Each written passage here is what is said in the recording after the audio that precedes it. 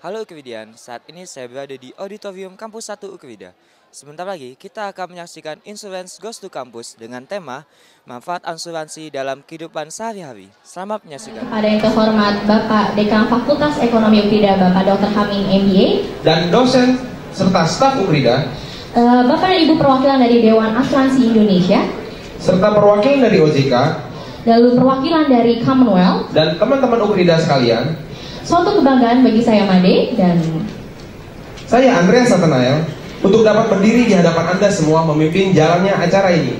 Oke teman-teman, seperti biasa sebelum kita memulai acara hari ini, pertama-tama kita akan berdoa terlebih dahulu yang dipimpin oleh Ibu Rita Widayanti SEMM CFP. Waktu tempatnya kami persilakan.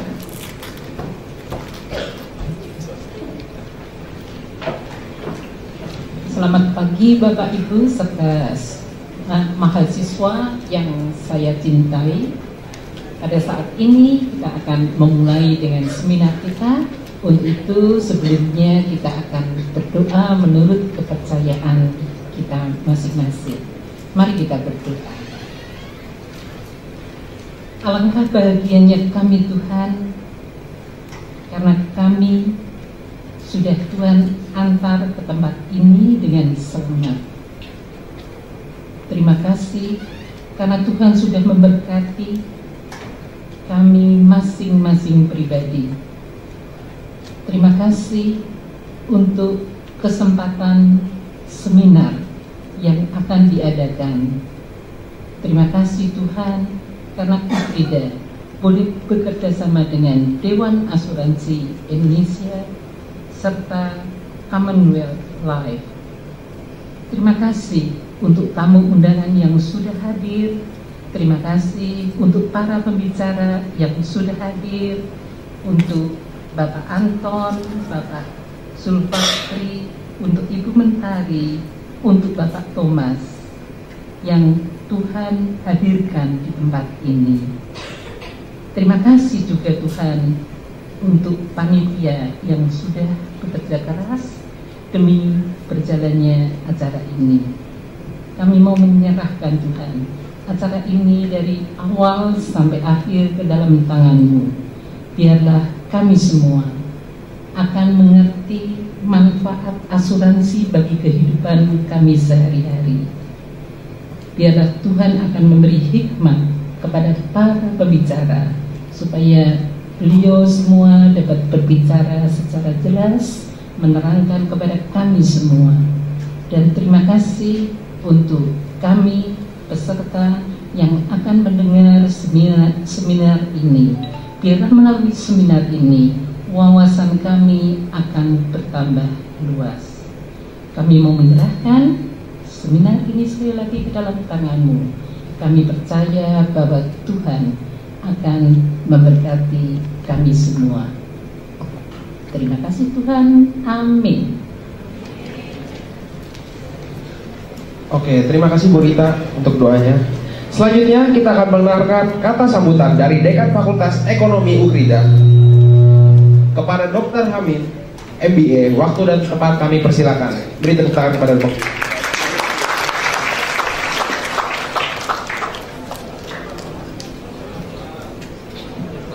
Baik, yang terhormat Bapak Thomas dan Ibu Mentari dan juga Pak Fakri, selamat datang di Ukrida Pak dan Ibu. Dan juga tidak lupa kami juga mengucapkan yang terhormat Pak Antoni Japari dari DAI, Bapak dan juga mahasiswa-mahasiswa sekalian. Juga rekan-rekan dosen yang terhormat yang sudah hadir pada hari ini juga, pagi ini luar biasa sekali. Dan hari ini untuk sekian kalinya kita mengadakan kegiatan seminar atau pelatihan tentang asuransi. Kalau yang lalu kita pernah mengadakan disupport oleh Sun Life dan untuk dosen-dosen, tidak hanya dosen dari Ukrida tetapi juga dari berbagai dosen. Tetap namanya juga IGTC, ya, Insurance Goes to Campus, tetapi untuk para dosen. Nah hari ini kita melakukan yang hal sama, IGTC, insurance goes to campus, tetapi untuk mahasiswa. Tentu dosen juga bisa hadir karena banyak hal yang menarik yang bisa kita pelajari dari tentang perasuransian ini. Sering sudah kita dengarkan karena kegiatan ini bukan pertama kali bahwa prospek dunia asuransi di Indonesia itu masih luas sekali. Kalau tidak salah, saya mengerti penetrasi pasarnya hanya sekitar 2% katanya, atau kurang lebih segitu. Dibandingin dengan negara-negara maju yang sudah sangat insurance minded. Pernah saya cerita di dalam IGTC kepada dosen-dosen bahwa apa-apa di Australia itu semuanya harus asuransi kalau mau hidup tenang. Termasuk ketika kita ingin buat bazar, ikut dalam kegiatan bazar lalu jual makanan gitu, kita juga harus beli asuransi untuk proteksi. Kalau ada yang makan terus mati, atau ada yang makan makanan itu sakit, wah itu tuntutannya besar dan bisa-bisa jual rumah si yang jualan di pasar itu, karena sangat besar sekali. Itu contoh yang kadang-kadang sepele kelihatannya, tetapi di negara-negara barat seperti di Australia misalnya itu tidak mudah, sehingga orang takut untuk berjualan tanpa punya proteksi. Nah, hari ini tentu kita akan mendengar dan lebih mempelajari lagi tidak hanya asuransi umum, tetapi juga mungkin asuransi yang lainnya, termasuk asuransi jiwa dan sebagainya. Pasti akan kita simak dengan baik dan pasti banyak gunanya. Semoga bahwa acara ini bisa benar-benar memberikan pengetahuan tambahan bagi kita di luar kelas, dan karena ini adalah kesempatan bagi kita yang baik, dan mudah-mudahan ke depan kurikulum Fakultas Ekonomi juga akan menganut kurikulum yang kita belajar di kelas, tetapi kita juga harus bisa belajar di luar kelas. Itu yang ingin kita menjadi ciri khas dari Fakultas Ekonomi Ukrida. Terkait dengan itu, mungkin ini adalah saya bisa sampaikan kabar gembira bagi kita semua, dan juga khususnya buat mahasiswa. Saya sebetulnya masih belum sangat mantap sekali untuk menyampaikannya karena belum mendapatkan surat keputusan dari Dikti, tapi kami sudah mendapatkan informasinya dari website BAN PT. Anda tahu mahasiswa apa itu BAN? BAN mobil? Apa itu? Ada yang tahu? Wah, ini Pak Antoni hafal banget karena tiap kali dia agitasi terus.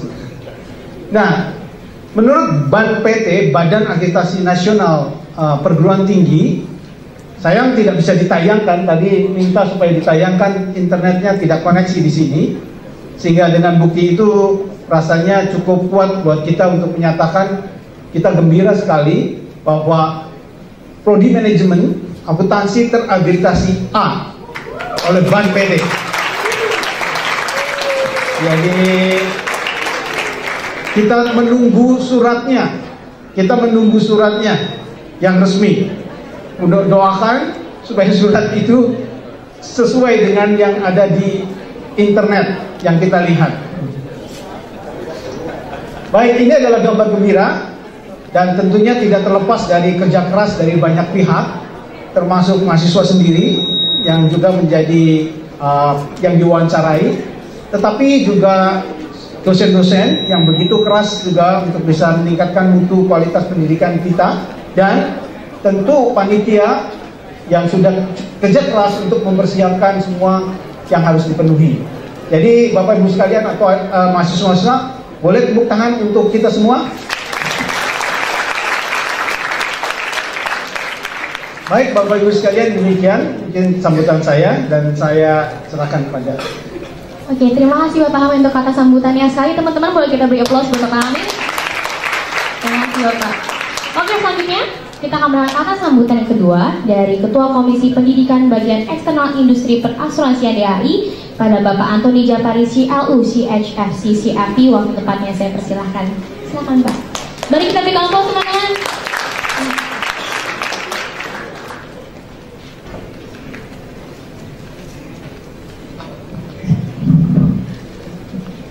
Baik, terima kasih, selamat pagi dan salam sejahtera bagi kita semua. Selamat pagi.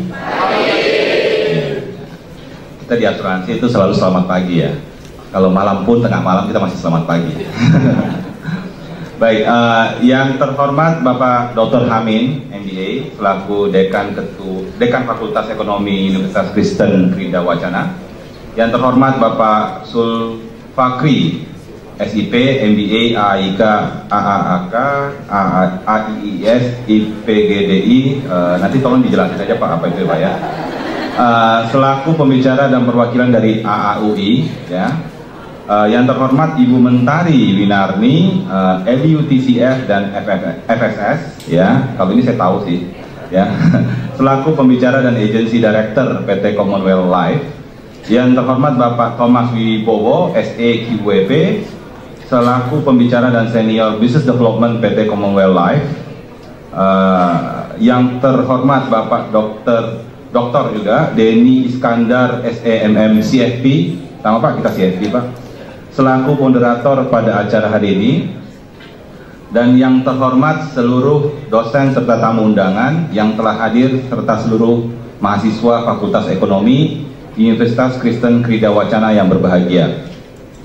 Pertama-tama marilah kita bersama-sama panjatkan puji dan syukur kepada Tuhan Yang Maha Esa, karena dengan karunia-Nya kita bisa berkumpul bersama-sama pada pagi hari ini untuk melaksanakan acara kuliah umum Seminar Asuransi Insurance Goes to Campus, atau kita singkat dengan IGTC ya. Kuliah umum IGTC ini merupakan bukti pelaksanaan dari tujuan utama Dewan Asuransi Indonesia (DAI), yaitu untuk membentuk sumber daya manusia perasuransian yang berkualitas, tangguh dan mampu bersaing secara sehat dalam pasar asuransi Indonesia dan dunia melalui pendidikan yang berkesinambungan, penelitian dan pengembangan serta publikasi melalui media. Insurance Goes to Campus merupakan salah satu program yang dibentuk oleh Dewan Asuransi Indonesia bersama Bapepam LK yang sekarang namanya Otoritas Jasa Keuangan ya, OJK, selaku pihak regulator industri perasuransi di Indonesia. IGTC merupakan salah satu kegiatan DAI yang didukung secara penuh oleh OJK dalam memberikan edukasi dan sosialisasi asuransi, sekaligus salah satu bagian dari program literasi keuangan yang memberikan edukasi sekaligus sosialisasi kepada masyarakat luas, khususnya para pelajar dan tenaga pengajar di seluruh wilayah Indonesia, agar lebih mengenal dan memahami mengenai apa itu asuransi, industri asuransi, produk, manfaat, dan pentingnya berasuransi untuk kehidupan sehari-hari seperti tema yang kita angkat pada hari ini ya. Temanya adalah manfaat asuransi dalam kehidupan sehari-hari. Adapun beberapa pencapaian yang telah diraih selama pelaksanaan IGTC diantaranya, sampai dengan saat ini IGTC telah menyelenggarakan 103 kali kuliah umum atau seminar asuransi di seluruh Indonesia. Total institusi pendidikan yang telah berpartisipasi dalam acara ini mencapai 51 institusi pendidikan di seluruh Indonesia dengan rincian 41 perguruan tinggi, 7 SMA, dan 3 pondok pesantren. Total peserta yang telah ikut dalam seminar ini sampai dengan sekarang sebanyak 37.967 peserta dengan 4 kali pemecahan rekor muri, yaitu tahun 2007 di Universitas Kristen Satya Wacana UKSW yang dihadiri sebanyak 1.012 peserta, tahun 2009 di Universitas Muhammadiyah Profesor Dr. Hamka dengan peserta 1.846, tahun 2010 di UIN Syarif Hidayatullah dengan peserta sebanyak 2.337, dan yang terakhir di Universitas Muhammadiyah Malang pada tahun 2013 dengan jumlah peserta yang mencapai 3.033 peserta. Itu saya pikir perlu applause ya. Kemarin saya juga baru dari UKSW lagi ya, untuk IGTC. Saya sampaikan hal ini kepada Profesor Chris ya di situ, dekannya. Saya bilang, Prof, dulu tahun 2007 pernah pecah rekor, kok sekarang kurang gitu. Maksudnya jumlah mahasiswa yang hadir nggak banyak, nggak sebanyak dulu. Dia bilang, oke, nanti akan diatur supaya bisa pecah rekor lagi ya di atas 3033. Dan kalau Universitas Kristen Krida Wacana mau Ukrida ingin melakukan hal yang sama, silahkan ya, kita terbuka. Nanti kita bikin satu lagi event dengan jumlah di atasnya 3.000 orang ini ya, 3.033 ya, kita targetkan 4.000 lah ya untuk Muri ya Pak ya. Oke. Nah, pada pelaksanaan tahun 2015 di Universitas Kristen Krida Wacana ini, kami mengucapkan banyak terima kasih khususnya kepada Fakultas Ekonomi Ukrida yang telah bersedia bekerja sama dengan DAI dalam memberikan edukasi serta sosialisasi melalui program IGTC. Kami berharap kerjasama ini yang dilakukan selama ini akan terus berjalin dan menjadi lebih baik lagi ke depannya. Tak lupa kami ucapkan terima kasih juga kepada PT Commonwealth Life yang pada kesempatan kali ini bersedia bersama DAI dalam mensukseskan kegiatan edukasi dan sosialisasi asuransi kepada masyarakat luas, khususnya bagi para mahasiswa Ukrida. Kami juga menghimbau untuk seluruh peserta yang hadir di sini untuk dapat bersama-sama mengambil ilmu yang sangat berharga ini ya, yang akan diberikan oleh para pembicara sehingga dapat berguna di kemudian hari. Sebelum saya tutup speech saya, ada satu hal saya ingin sharing sedikit ya, bahwa prospek karir di industri asuransi Indonesia itu masih sangat luas, sangat baik. Sharing saja, saya dulu waktu lulus S1 saya kerja di bank seperti pada umumnya mahasiswa ekonomi gitu ya. Saya ikut MDP Bank, Management Development Program, satu bank terbesar di Indonesia at that time, BII waktu itu. Tapi kemudian setelah saya selesai program pendidikan, saya tidak di banknya, saya memilih tidak di banknya. Tapi saya meminta dipindahkan ke aset management company-nya, BI Lendlease namanya. Itu joint venture antara BI sama Lendlease of Australia, Pak. Ya, nah Lendlease Group dari Australia. Nah, tahun 97. Nah, saya pikir saya ada di jalur karir yang tepat, ya, karena saya juga suka capital market.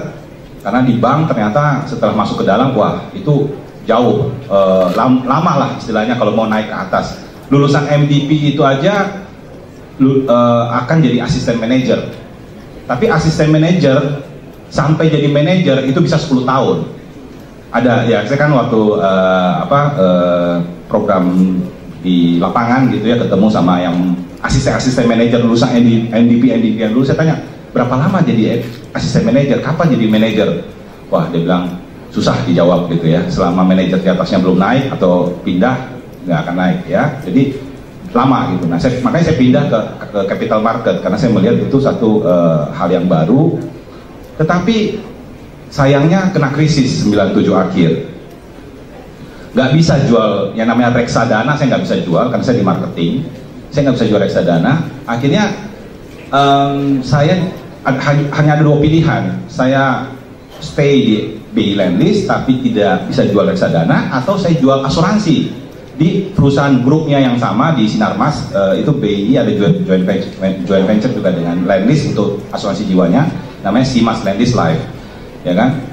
Nah, akhirnya saya pindah ke asuransi jiwanya, dan saya sampai dari 98 sampai hari ini saya di asuransi jiwa. Kenapa? Karena karir saya ini sharing ya, bukan sombong, tapi sharing bahwa karir saya di asuransi ternyata jauh lebih cepat dibandingkan sama teman-teman saya yang lulusan MDP, lalu kemudian jadi asisten manajer, kemudian jadi manajer berapa tahun kemudian, dan sampai saya pertama kali saya jadi direktur tahun 2006 ya, berarti saya kan kerja tahun 97 ya, 97 sampai 2006 itu berapa lama tuh? 10 tahun ya, 9 tahun Pak ya, 9 tahun saya sudah jadi direktur di perusahaan asuransi jiwa grup milik konglomerat besar di Indonesia, sedangkan teman-teman saya masih belum ada yang jadi direktur, even kepala divisi aja belum yang kerja di bank ya. Jadi jalur karirnya bisa sangat cepat kalau kita bicara di asuransi ya. Kalau kita bagus pastinya, kalau nggak bagus juga sama aja ya, harus bagus karena jumlahnya nggak banyak. Maksudnya satu company di asuransi itu kalau yang event yang besar-besar aja nggak akan sebanyak bank ya. Waktu itu BI aja ada berapa ribu karyawan. Kalau di Simas Lendlease aja paling 100-an 200-an orang maksimum. Jadi cepat, kalau kita bagus kita bisa cepat naiknya. Nah, maksud saya sharing ini bahwa ini adalah alternatif kalian kalau lulus ini S1 bisa kerja masuk di industri asuransi jiwa. Welcome ya, very welcome. Dan satu lagi saya tambahkan bahwa kalau mau masuk ke industri keuangan apapun ya, baik bank, asuransi, aset manajemen, sebaiknya kita punya satu sertifikasi profesi, not just S1 atau SE gitu ya. Kalau bisa punya sertifikasi profesi yang sesuai dengan industri keuangan. Satu yang sangat well known itu adalah Certified Financial Planner (CFP). Ya, if you have CFP, ya, itu mengelamar masuk ke bank, ke asuransi atau ke asset management company, itu langsung nilainya naik. Nggak gaji 3 juta 4 juta enggak, ya. Itu entry level, 3 juta 4 juta itu entry level ya. Itu enggak di situ, bisa di atasnya. Karena ini dianggap sudah punya skill ya. Oke, yaitu financial planning. Apalagi kalau punya MM ya. Bisa saja langsung lanjut MM, dan MM CFP itu sudah ada di Ukrida di kampus kalian sekarang ini ya. Jadi kalau mau lanjut langsung sih boleh-boleh aja ya. Walaupun kalau mau kerja dulu baru balik lagi sih silakan aja. Karena saya sih pengalamannya kerja dulu baru ambil S2. Tapi saya juga ngambil MMCFP itu saya lagi ngambil juga di sini sekarang. Jadi saya mahasiswa juga di Ukrida ya. Cuman beda level aja ya. Saya kalian di S1, saya di S2, tapi sama-sama mahasiswa. Ya, dan lagi sekarang susun tesis, struggling juga ternyata susun tesis ya. Oke. Dan saya ucapkan selamat juga kepada Ukrida untuk mendapatkan akreditasi apa ya. Oke, moga-moga lagi. Dengan akreditasi A ini saya dengar ceritanya mau bikin program doktor gitu ya. Jadi jadi kalau kita sudah MM CFP ini ceritanya juga punya cita-cita ambil doktor juga di Ukrida gitu ya, kalau dikasih Tuhan ya. Ya Pak, amin ya. Oke. Tapi ternyata dokter tesisnya banyak kali ya Pak ya. Oke, itu saja. Saya pikir akhir kata kami mohon maaf bila banyak hal yang kurang berkenan. Semoga seminar ini memberi manfaat bagi kita semua. Selamat pagi dan terima kasih. Baik, terima kasih Bapak. Sebelum kita memulai materi hari ini, kita akan menyaksikan tukar-menukar cindera mata. Tukar-menukar cindera mata yang pertama, kita akan melihat penukaran cindera mata dari pihak DAI kepada Ukrida, kepada Bapak Antoni Jafari. Saya mohon ke depan lagi Pak. Juga Bapak Hamid sebagai perwakilan dari Ukrida. Kita boleh berikan aplaus kepada dua orang yang hebat di depan kita.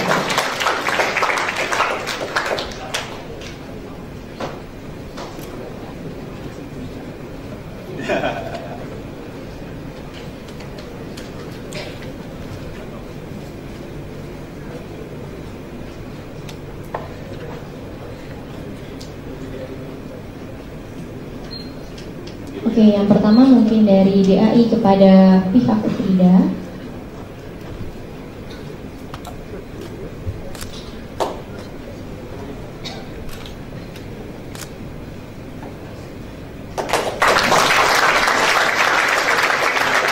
Selanjutnya dari pihak Ukrida kepada DAI. Ayo kita mulai dari Oke, selanjutnya penyerahan cindera mata kedua oleh pihak Commonwealth dan Ukrida. Kami persilakan Ibu Mentari LUTCV PSS untuk dipersilakan. Dan dari pihak Ukrida kepada Bapak Dr. Hamid lagi.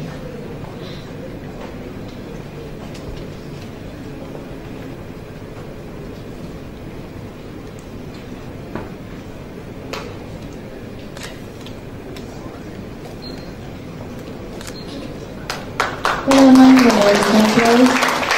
pertama dari pihak Commonwealth kepada Ukrida.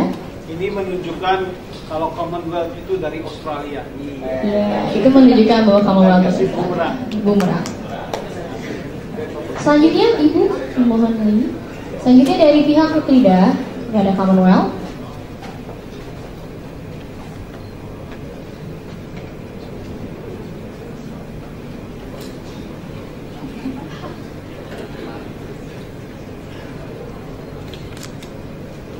Kita boleh berikan aplaus.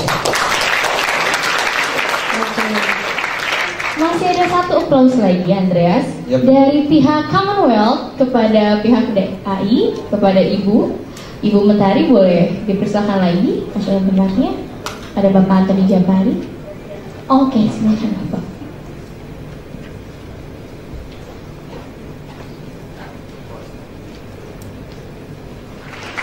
Oke, Andreas. Oke, kenapa Made? Dia tadi tegang banget kayaknya ya. Saya cukup nervous nih di depan. Berdiri di bapak-bapak dan ibu-ibu yang hebat. Oh, ini. dikirain di samping saya jadi nervous. Oh, bukan. Iya. Oke, teman-teman tadi hadir, sudah registrasi dan sudah mendapatkan kuesioner dari depan, benar? Benar ya? Teman-teman dimohon untuk mengisi kuesionernya karena nanti di tengah acara kuesionernya akan dikumpulkan. Pasti dikumpulkan lah ya, buat apa disebar kalau nggak dikumpulkan. Nanti panitia yang akan mengumpulkannya. Atau ada teman-teman yang belum dapat kuesioner, boleh angkat tangan, akan dilayani oleh panitia. Ada yang belum mendapatkan kuesioner, teman-teman? Diharapkan aku nggak dapat kuesioner, jangan. Oh, di belakang sudah dapat? Di belakang ada dua. Panitia diharapkan untuk melihat ke tangan-tangan yang terangkat, membutuhkan bantuan. Oke, Andrea, selanjutnya.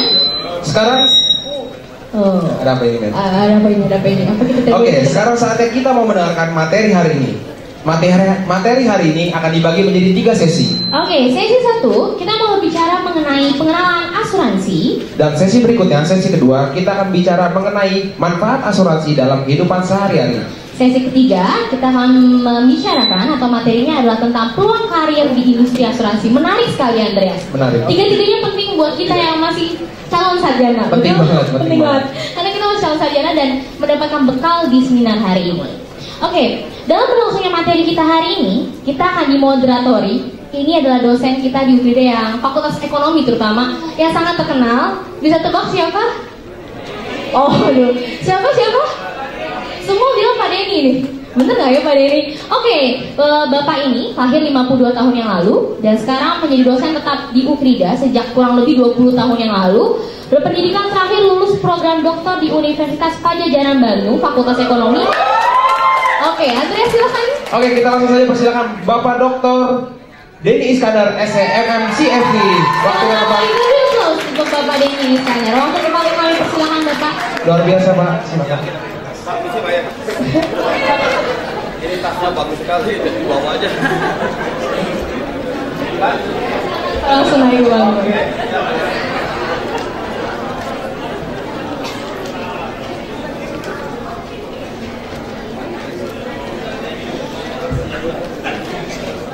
Nggak nyala Bu. Udah nyala. Yang ini aja lah, yang pasti nyala ya. Ya, baiklah Pak Dekan yang saya hormati, para pembicara yang saya hormati, dan adik-adik mahasiswa yang saya cintai. Pada kesempatan hari ini kita akan mendengarkan sebuah paparan dari para pembicara tentang hal yang sangat penting, khususnya mengenai manfaat asuransi dalam kehidupan sehari-hari. Jadi diharapkan selama sampai waktu siang nanti kita bisa menyimak dengan baik dan kita bisa mendapatkan manfaat secara maksimal. Demikian ya. Baik, kepada para pembicara yang saya hormati, saya undang dengan sangat hormat Pak. Kepada yang hormat yang pertama adalah Bapak Sulfakri, silakan Pak, kita bergabung duduk di depan Pak. Lalu yang kedua yang saya hormati, saya kasih juga Ibu Mentari, silakan Bu. Dan juga Pak Thomas Wibowo, silakan Pak Thomas. Ya, baik, silakan. Dan kita berikan aplaus yang sangat meriah kepada para pembicara yang hadir di tengah-tengah kita. Baik, adik-adik sekalian, semua pembicara sudah hadir di tengah kita. Selamat siang, Ibu, selamat pagi ya. Di dunia asuransi selalu bicara selamat pagi. Jangankan masih pagi ya, malam aja ngomong pagi, betul nggak? Kira-kira maknanya apa ya Bu? Selamat pagi selalu gitu, kenapa Bu? Supaya semangat terus. Baik, kita berikan aplaus buat para pembicara. Terima kasih. Saya ucapkan terima kasih kepada semua pembicara yang sudah hadir di sini. Saya akan sebutkan dulu siapa pembicara kita yang pertama dan saya akan bacakan sedikit CV-nya. Ya, yang pertama adalah seperti Anda juga lihat, namanya Pak Sulfakri. Namanya jauh lebih pendek daripada gelarnya gitu. Bisa tangkap enggak ya? Namanya jauh lebih singkat daripada gelarnya. Bapak ini gelarnya sangat panjang, nyebutnya juga tidak mudah ya. Tidak mudah. Jadi Pak Sulfate ini lahir di kota di Sumatera Barat sana, Padang ya, tahun 77 Pak. Ya, lalu tinggal di Cibubur ya. Lalu beliau menyelesaikan pendidikan formal di Universitas Padjadjaran Bandung. Ya, lalu menyelesaikan program MBA di Universitas Gadjah Mada di Yogyakarta. Serta professional education background yang luar biasa ini. Yang pertama bisa menyelesaikan dengan sangat baik ini di Indonesian Insurance Institute yang General Insurance Professional Expert untuk mendapatkan AAIK. Yang kedua, ini joint program ya IRM UNTAD University of Indonesia International Postgraduate Diploma Insurance untuk mendapatkan gelar IPGDI. Lalu Islamic Insurance Specialist AIIS ya, nyebutnya tidak mudah. Ini gelar-gelar profesional, dapatnya susah ya, manfaatnya sangat banyak dan nilainya sangat mahal. Berikutnya juga mendapatkan ya gelar AAK, Indonesian Association of Health Insurance and Managed Care Medical Insurance Professional Expert. Luar biasa. Ya, kalau disebutkan semua nanti nggak masuk ke materi.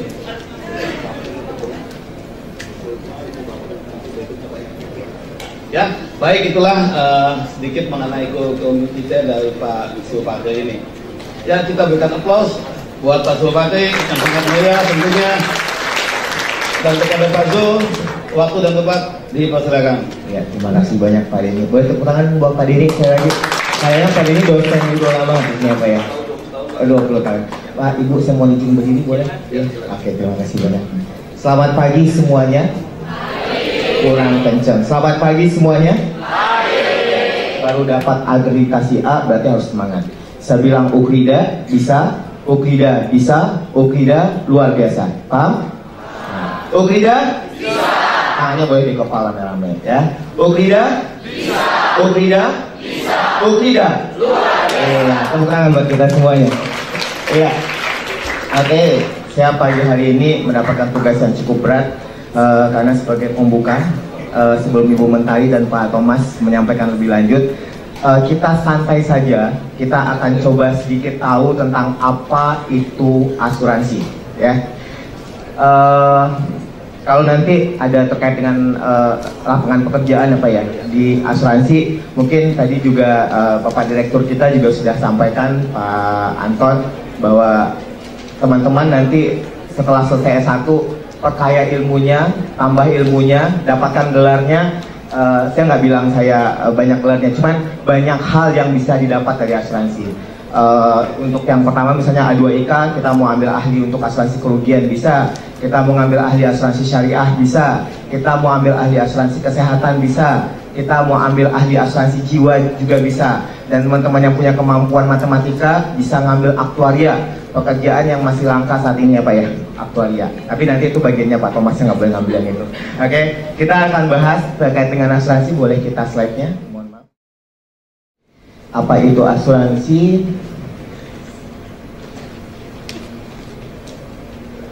Belum. Nah, bunyi dia ya. Oke. Nah, ini aktivitas kehidupan kita sehari-hari. Kita gambarkan aktivitas kehidupan kita sehari-hari mulai dari bangun pagi sampai siang ini ada kita pagi ini kita kumpul bersama di sini, dan nanti juga sampai lagi di rumah sampai sore. Banyak hal yang bisa kita lakukan. Dan perlu kita antisipasi bahwa dalam setiap aktivitas kehidupan kita selalu diancam yang namanya dengan resiko, ya. Kita bilang bangun pagi, tiba-tiba bangun pagi kita salah tidur, leher kita sakit, ya, itu resiko juga. Kita masuk kamar mandi kepleset, ya, ataupun tiba-tiba kita mau hidupin shower kepanasan, ada lagi resikonya. Kita berangkat banyak lagi resikonya. Kita sampai di sini tiba-tiba ada lagi resikonya, ya. Lagi duduk dekatan dua-dua, nggak taunya langsung diputusin sama ceweknya, resiko juga, resiko patah hati, ya. Atau tiba-tiba malah ada yang mau nyatain lagi rame-rame begini, ya, itu juga resiko kegembiraan, ya. semua aktivitas kehidupan kita selalu tidak bisa kita lepaskan dengan resiko. Siklus kehidupan mulai dari bayi sampai nanti kita almarhum juga tidak akan bisa kita lepaskan dari resiko. Ya, sebagai ilustrasi mungkin kita akan coba putar video pertama. Nah, kita coba simak ya. Apa sih yang kita bisa dapat dari video ini? Nah, coba.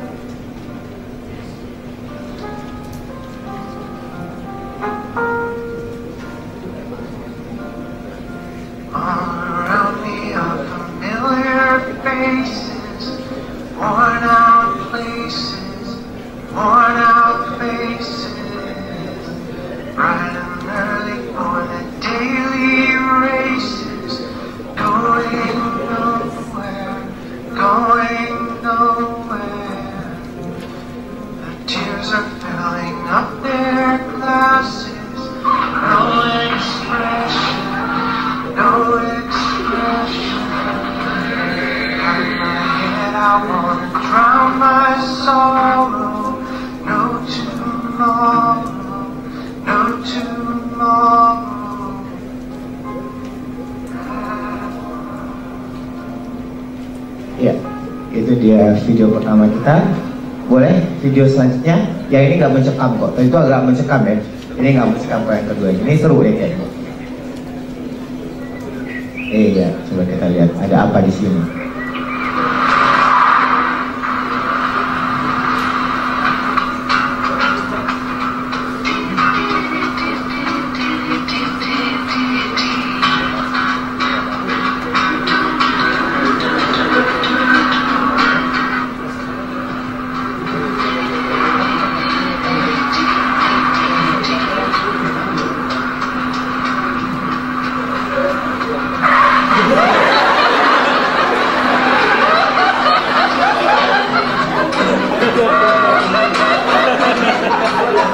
Iya.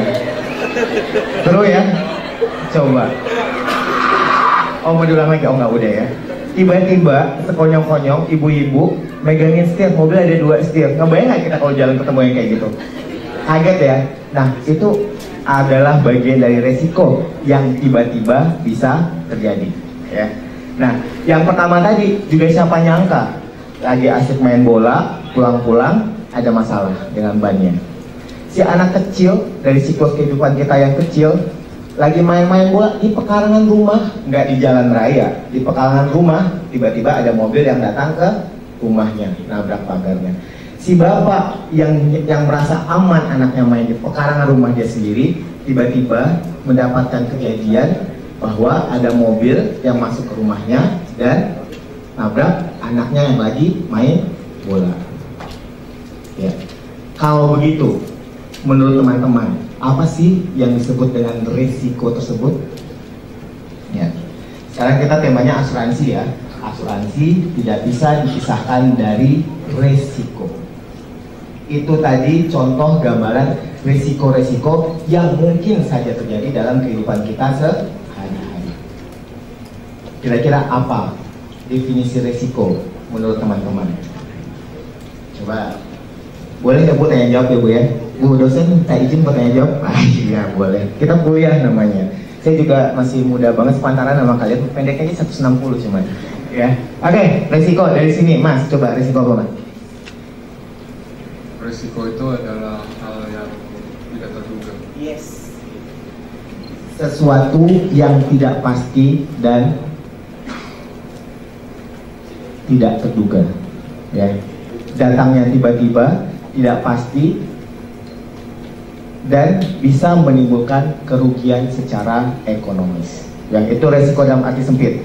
Kalau resiko dalam arti luas, dia tidak saja hanya bisa menimbulkan kerugian ekonomis, tidak menimbulkan kerugian juga. Seperti yang kita bilang tadi pagi. Udah pacaran 2 tahun, tiba-tiba mau ngelamar, dia bilang enggak. Resiko enggak? Resiko. Bisa diukur dengan uang enggak kerugian ekonomisnya? Siapa yang baru patah hati boleh ngacung? Enggak ya? Oh iya. Dia lagi? Oh enggak ya. Ya, nggak bisa diukur dengan uang. Nggak mungkin juga kalau kita baru pacaran mulai dari date pertama langsung kita catat makan hari ini bon sekian, nonton sama dia bon sekian, ngajak orang tuanya jalan-jalan bolnya sekian dicatat, nanti pas udah mau putus tagih lagi nih, ya nggak bisa diukur dengan uang resiko patah hati kita, ya. Tapi itu termasuk dengan resiko. Nah, yang di asuransi yang bisa kita lakukan adalah resiko-resiko yang bisa dihitung dengan uang atau diukur secara finansial. Itu yang menjadi area pekerjaannya Bapak dan Ibu, dan saya juga di asuransi umum, ya. Oke. Nah, ketika kita bicara dengan resiko, kita tidak akan bisa dilepaskan ada dua istilah yang selalu dekat dengan risiko, yaitu perils dan yang kedua adalah hazard. Ya, kita nggak, intinya kita hari ini nggak usah terlalu hafal banyak, tapi kita mendekati pemahaman tentang asuransi secara umum. Ya, ketika bicara dengan risiko, kita akan dekat dengan istilah yang namanya perils dan hazard. Ya, perils itu apa? Perils itu adalah bahaya, kata intinya. Bahaya yang mengancam kita. Gedung Gedung Ukrida. Kira-kira bahaya apa saja, peril apa saja yang bisa mengancam Gedung Ukrida? Dari sebelah sini, kebakaran kata Masnya. Bisa nggak bahaya kebakaran mengancam gedung ini? Bisa. Apalagi kira-kira? Banjir. Sering tiap tahun? Tiap tahun. Apalagi? Ditabrak mobil, bisa jadi kayak tadi ya, karena di pinggir jalan. Karena masih jalan utama, demo sering nggak? Iya, tiba-tiba demo, ya. Atau tiba-tiba ada kerusuhan, bisa jadi. Tiba-tiba gempa bumi, bisa jadi. Ya. Kalau diri kita, perils atau bahaya apa yang bisa mengancam diri kita sejak kita berangkat dari rumah sampai kita ngumpul di sini hari ini tadi? Ditabrak, dijamret. Ya, apalagi kecelakaan, apalagi tiba-tiba sakit kepala, sakit perut, ya, itu perils atau bahaya, ya. Asuransi tidak akan bisa jauh dari perils atau bahaya. Itu yang akan menjadi objek yang akan diasuransikan, ya. Kita lanjut saja. Berikutnya adalah hazard, ya. Nah, hazard ini kata kuncinya adalah yang mempengaruhi bahaya tersebut besar atau kecilnya, sering atau tidaknya, ya. Contoh, bawa mobilnya dibawa sama Pak Ustadz satu yang udah sepuh, sama mobil dibawa sama Mas apa namanya, Mas Rafael satu yang masih muda baru dapat SIM, enggak lah ya, udah 17 atau 20-an, ya, dapat mobil.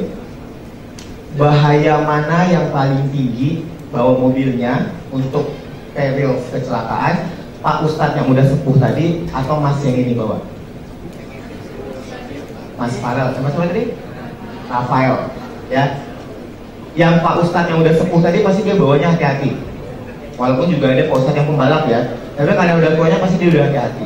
Setiap ada yang nyalip, dia astagfirullahaladzim, ini apa sih? Ya. Jadi hazardnya dia dengan usia yang lebih tinggi dan profesi dia sebagai Ustadz menjadi lebih baik untuk mengurangi sebuah terjadinya resiko. Ya.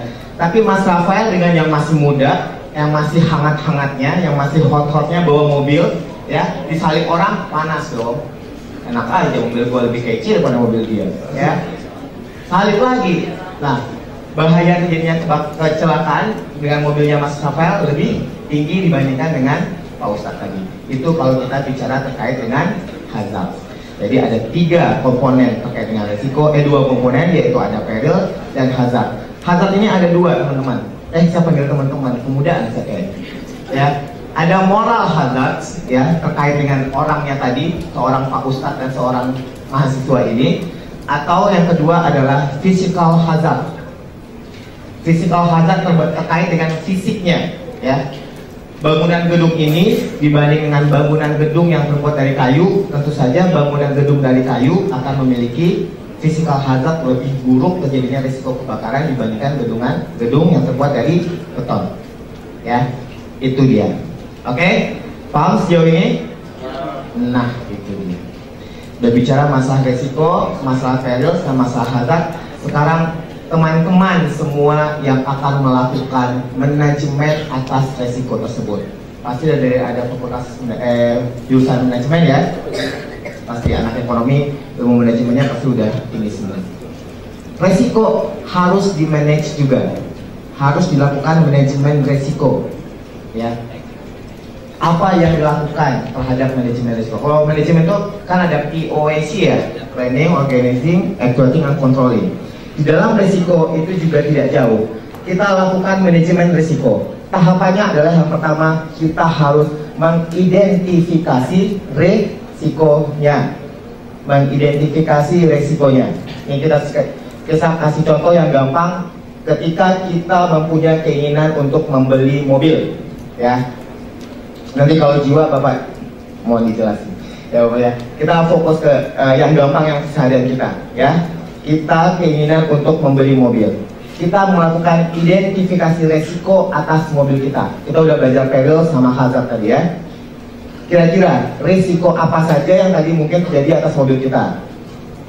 Kecelakaan, dibaret, dicuri, dirampok, dipecahin kaca, apalagi resiko?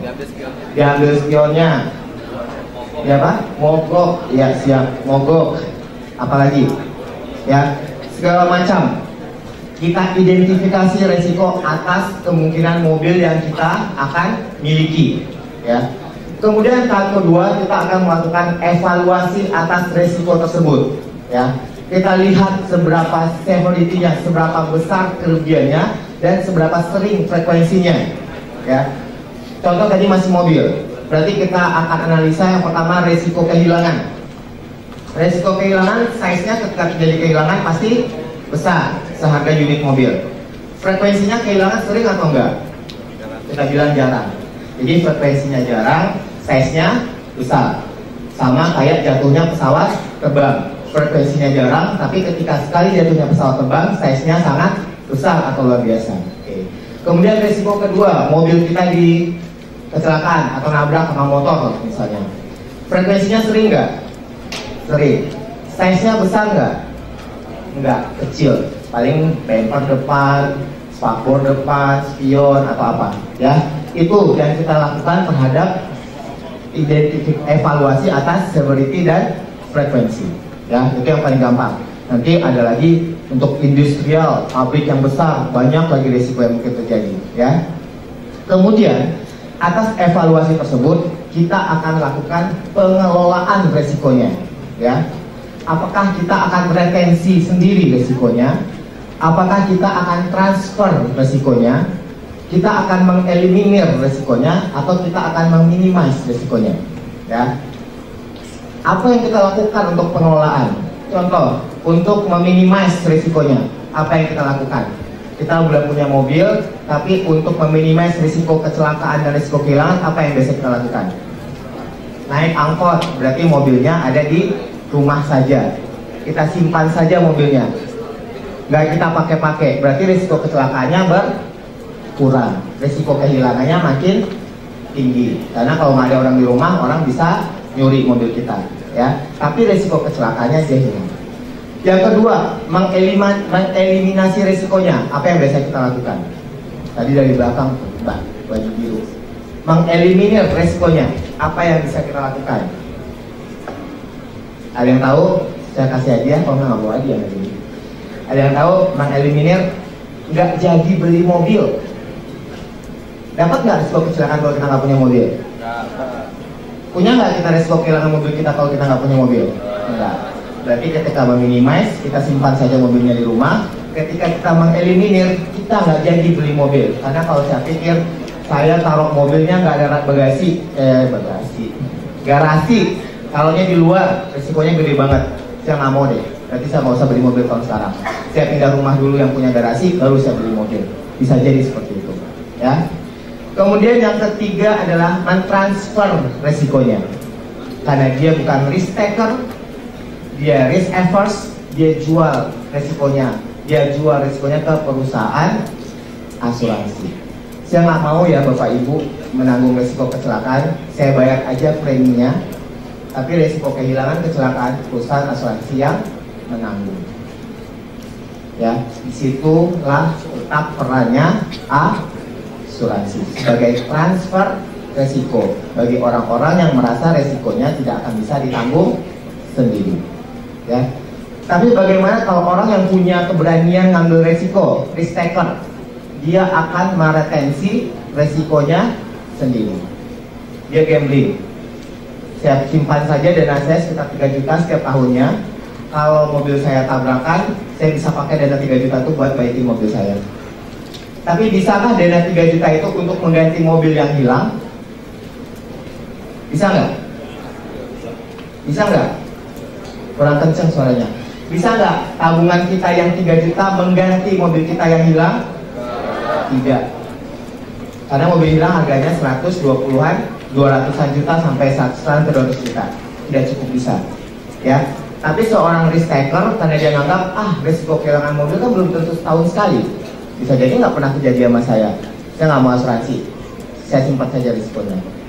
Kalau terjadi, saya dapat untung 3 juta. Kalau tidak terjadi, saya dapat untung 3 juta. Kalau tidak terjadi, saya kehilangan harga sebuah mobil. Ya, disitulah yang dilakukan dalam manajemen resiko. Ya, ini dia menghindari, menghapus, mengurangi, membatasi, dan mengalihkan. Di sini letaknya asuransi. Ya, sudah paham semuanya tentang asuransi? Sudah, itu aja sih sebenarnya. Itu aja. Retensinya itu aja, ya. Walaupun materinya banyak, bahwa semua resiko tersebut ada, tapi tidak semua resiko yang dapat diasuransikan, ya. Resiko apa saja yang bisa diasuransikan atau perusahaan asuransi mau ambil resikonya? Yang pertama adalah resiko yang finansial, ya. Resiko finansial, ya. Resiko yang dapat diukur dengan uang. Resiko yang tidak dapat diukur dengan uang tidak bisa diasuransikan, ya. Kalau mobil kita bisa ukur seharga mobil. Kalau rumah bisa diukur seharga rumah. Kalau kesehatan bisa diukur sebanyak nilai rawat rumah sakit. Kalau jiwa unlimited, tapi kita bisa ukur dengan kemampuan kita membayar preminya berapa, ya. Yang non finansial nggak bisa. Kayak resiko patah hati tadi yang kita bahas itu nggak bisa. Kenapa? Ketika sudah patah hati mau diklaim angka berapa? Nggak bisa, ya. Bisa nggak orang mengasuransikan anggota tubuh? Jennifer Lopez mau asuransiin bokongnya, ya, anak muda semua, ya. Bisa nggak? Julia Perez mengasuransikan apanya kira-kira? Apanya? Tangannya, ya. Lupe, ya.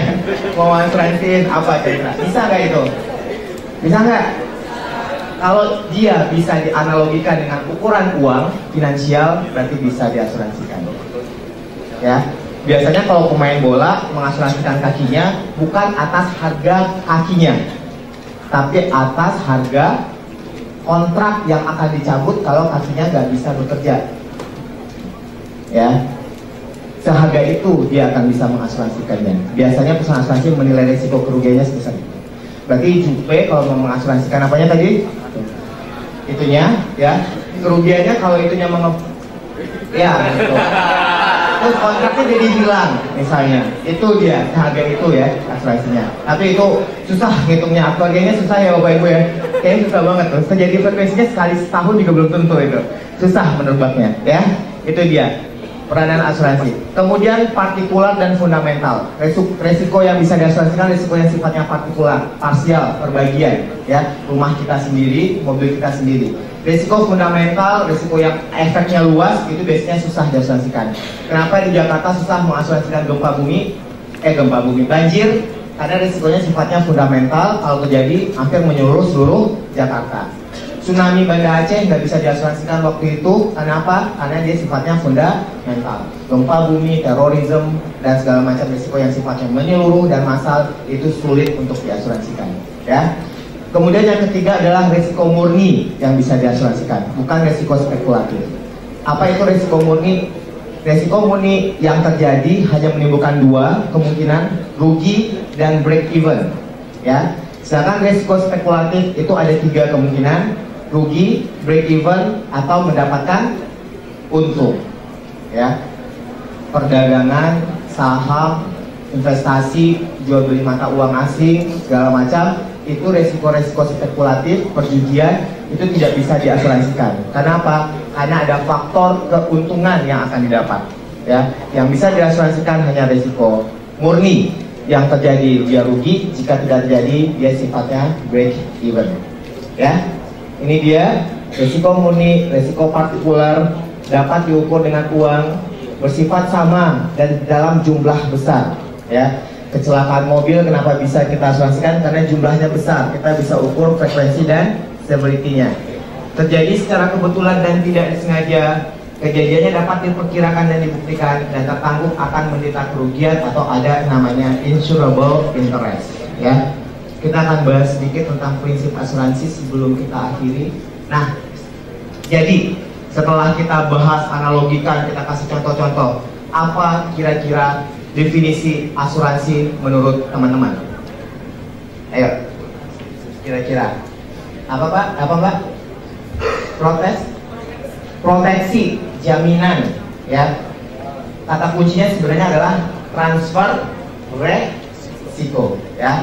Dalam Undang-Undang 40 tahun 2014, definisi asuransi adalah yang pertama harus adanya perjanjian atau kontrak, ya. Kalau nggak ada buktinya, itu berarti nggak sah asuransinya. Kalian mau buktiin apa kalau klaim kalau nggak punya kontraknya atau perjanjiannya, ya. Jadi harus ada perjanjian antara dua pihak, yaitu perusahaan asuransi dan pemegang polis, yang menjadi dasar penerimaan premi. Kata kunci kedua adalah adanya premi sebagai bentuk transfer risiko ke perusahaan asuransi mengenakan sejumlah premi, ya. Kemudian ketika premi diterima, perusahaan asuransi itu harus melakukan imbalan. Yang pertama, memberikan penggantian kepada tertanggung atau pemegang polis karena kerugian, kerusakan, biaya yang timbul, kehilangan keuntungan, atau tanggung jawab hukum kepada pihak ketiga yang mungkin diderita tertanggung atau pemegang polis karena terjadinya suatu peristiwa yang tidak pasti. Jadi ada perjanjian, ada premi, ada penggantian atau klaim, kemudian ada sebuah resiko yang tidak pasti. Ya, itu dia definisi asuransi. Ya, ada 4 komponennya. Yang pertama adanya perjanjian, yang kedua tadi adanya premi yang dibayarkan, yang ketiga adanya ganti rugi atau penggantiannya, yang keempat didasarkan kepada suatu peristiwa yang tidak pasti. Definisi ini dalam undang-undang diperuntukkan bagi asuransi umum, sedangkan untuk asuransi jiwa ini memberikan pembayaran yang didasarkan pada meninggalnya tertanggung atau pembayaran yang didasarkan pada hidupnya tertanggung dengan manfaat yang besarnya telah ditetapkan dan atau didasarkan pada hasil pengelolaan dana. Jadi di sini kata kuncinya adalah meninggal atau tidaknya tertanggung untuk pengelolaan dana. Ya, itu dia. Oke, kita lanjut. Ini yang penting ini satu lagi. Nah, kalau hidup kita punya prinsip, asuransi dia juga punya prinsip, ya. Kalau prinsip kita mencari, kalau mbak ini mencari cowoknya, nanti suaminya prinsipnya apa? Yang penting maafan, ya. Apalagi tanggung jawab. Ada yang maafan tanggung jawab? Oh belum di sini ya. Nanti kalau udah lulus ada maafan tanggung jawab. Oke. Nah, di asuransi juga punya prinsip. Ada 6 prinsip asuransi. 6 saja prinsip asuransi. Ini buat teman-teman sudah tahu saja bahwa prinsip ini didasari atas Kitab Undang-Undang Hukum Dagang dan Kitab Undang-Undang Hukum Perdata, KUHD dan KUH Perdata. Ya, ada insurable interest, intinya ada kepentingan orang atas barang yang diasuransikan. Kalau saya nggak punya kepentingan, saya nggak bisa mengasuransikan. Ya, oke. Kepentingan itu seperti apa? Benar. Saya bisa nggak mengasuransikan mobil saya sendiri? Bisa, karena saya punya kepentingan atas mobil saya. Mbak yang cantik ini namanya siapa? Resya. Saya bisa nggak, karena baru kenal sama Resya, mau mengasuransikan mobilnya Resya? Bisa atau tidak? Tidak bisa, karena saya tidak mempunyai kepentingan keuangan atas mobilnya Resya. Tapi ketika saya sudah menikah dengan Resya, boleh nggak saya mengasuransikan mobilnya Resya? Boleh, karena saya mempunyai kepentingan keuangan atas mobilnya Resya yang disahkan melalui akad nikah. Ya, itu dia insurable interest. Yang kedua adalah utmost good faith. Nih, prinsip yang kedua, utmost good faith atau itikat yang paling baik atau itikat terbaik, ya. Yang membedakan asuransi dengan jual beli biasa adalah prinsip utmost good faith ini, itikatnya ini, ya. Kalau jual beli, orang mau menjual sesuatu punya kewajiban nggak untuk menceritakan semua tentang kondisi barang yang mau dijual? Ya, saya pernah punya mobil yang kecelakaan parah 2 tahun yang lalu, mau saya jual sekarang. Saya ceritain nggak kalau mobilnya pernah kecelakaan? Nggak perlu. Tapi kalau orang yang bisa menebak dan nanya, saya punya kewajiban menjawab nggak? Menjawab, bisa saya jawab benar, bisa saya jawab bohong, ya. Tapi kalau asuransi, dasarnya adalah utmost good faith, itikat terbaik untuk menyampaikan semua data-data dan fakta, baik diminta ataupun tidak diminta, ya. Jadi kalaupun nggak ditanya, dia harus menjelaskan, ya, oleh kedua belah pihak, tertanggung dan penanggung. Makanya kalau teman-teman berniat mengasuransikan nanti, terus ada agen datang, si agennya harus menceritakan detail resiko yang dijamin apa, yang tidak dijamin apa, proses klaimnya seperti apa, ya. Itu dia yang lakukan. Prinsip utmost good faith. Kemudian prinsip ketiga adalah proximate cause, ya. Proximate cause itu adalah penyebab yang paling dominan dan efektif. Kemudian prinsip indemnity. Nah, ini yang paling penting. Indemnity atau ganti rugi, ya. Apa? Kenapa ini penting? Karena dia ganti rugi. Kata kuncinya adalah mengembalikan posisi keuangan tertanggung sesaat sebelum terjadinya, ya. Jadi nggak boleh ada faktor untung. Kita contoh motor lagi nih yang gampang. Contoh motor tahun 2000, mobil tahun 2015 sekarang harganya sekitar berapa? 200 juta. Misalnya Avanza terbaru 200 jutaan. Avanza tahun 2000 sekarang harganya berapa? Anggap 100 juta, ya. Avanza tahun 2010 hilang sekarang diganti sama asuransi seharga berapa? 100 juta. Karena hanya mengembalikan sesaat sebelum terjadinya kerugian. Kerugiannya adalah Avanza tahun 2010 di tahun 2015. Jadi tidak seharga mobil Avanza tahun sekarang, ya. Itu kata. Jadi nggak ada faktor keuntungan, ya. Hanya mengembalikan sesaat sebelum terjadinya kerugian, ya. Itu dia. Kemudian subrogasi dan kontribusi. Apa itu subrogasi? Wah, ini agak berat meranginya, ya. Subrogasi itu adalah pengalihan dari hak pihak ketiga.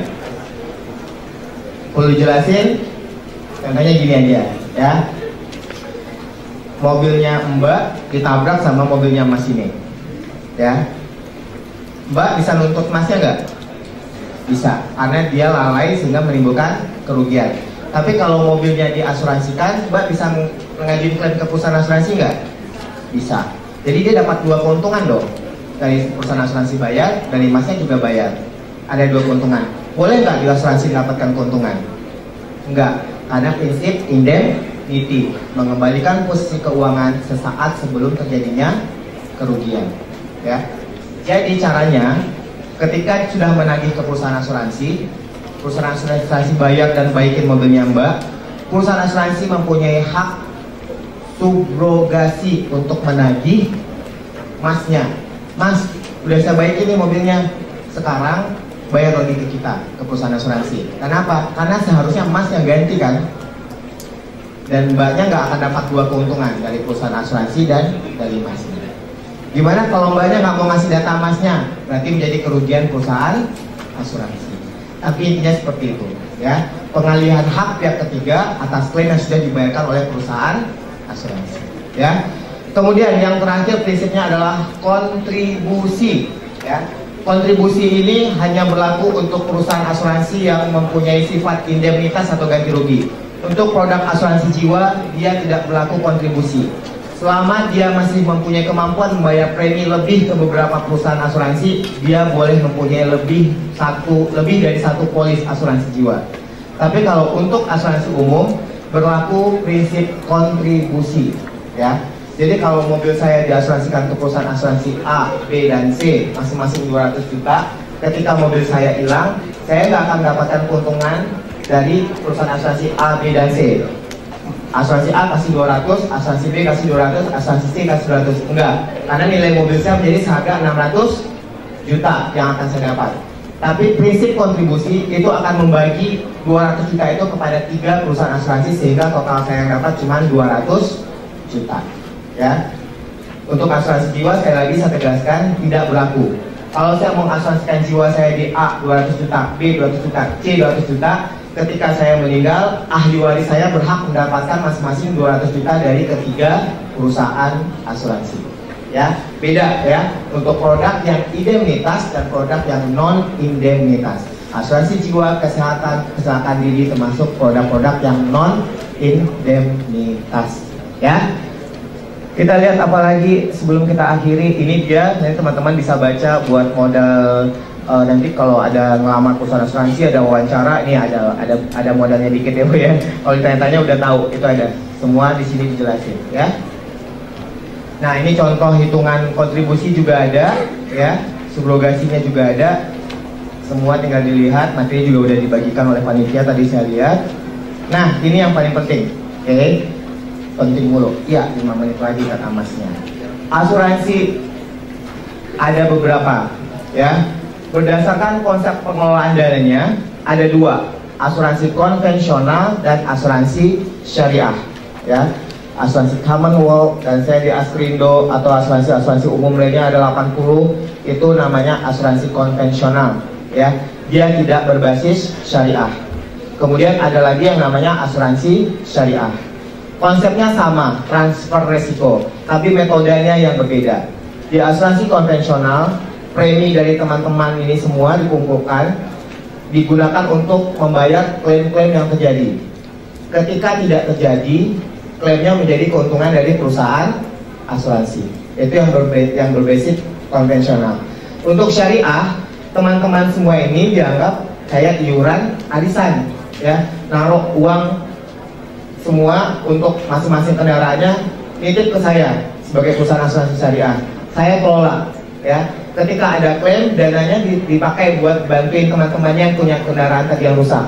Tapi ketika dananya tidak terpakai, preminya akan dikembalikan atau akan dibagi-bagi lagi kepada para pemilik yang ngasih dana arisan tadi.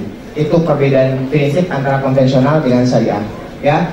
Kemudian berdasarkan jenisnya ada jiwa dan umum ya. Kalau jiwa pasti tadi terkait dengan mati atau tidaknya. Yang umum ini semuanya ada. Segala sesuatu yang bisa diukur secara frekuensi dan severity bisa. Mau properti, mau kendaraan, mau satelit, mau pesawat, mau kapal laut, mau pengiriman barang, mau pekerjaan pembangunan, mau mesin, mau sapi sekalian bisa ya. Bisa diasuransikan. Kemudian tujuannya ada 2. Asuransi komersial yang pasti untuk menghasilkan profit, dan asuransi sosial. Asuransi sosial ini biasanya dikelola oleh pemerintah melalui perusahaan BUMN. Kita punya BPJS Kesehatan, BPJS Ketenagakerjaan, Jasara Harja, Taspen, itu sebagai bentuk contoh dari asuransi sosial ya.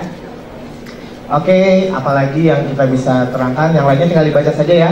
Dan yang pasti asuransi merupakan bisnis yang most regulated business ya. Asuransi itu sangat diatur oleh undang-undang, jadi nggak sembarangan ya. Karena apa? Karena asuransi sama perbankan, dia menghimpun dana dari masyarakat, sehingga pemerintah sangat peduli atas perusahaan-perusahaan yang menghimpun dana dari masyarakat.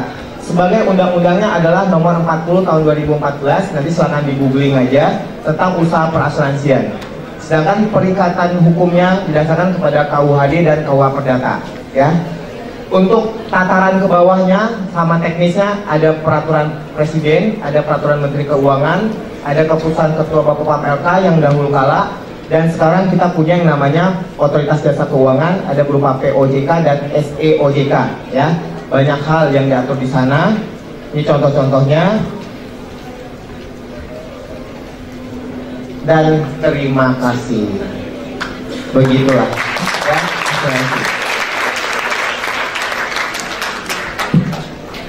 Ya, baiklah Pak Zul, terima kasih Pak Zul. Dengan berapi-api, dengan semangat yang sangat tinggi, Pak Zul sudah menjelaskan ya dasar-dasar tentang asuransi, prinsipnya, juga masalah hukum, masalah ya, segala masalah yang berkaitan dengan asuransi ini.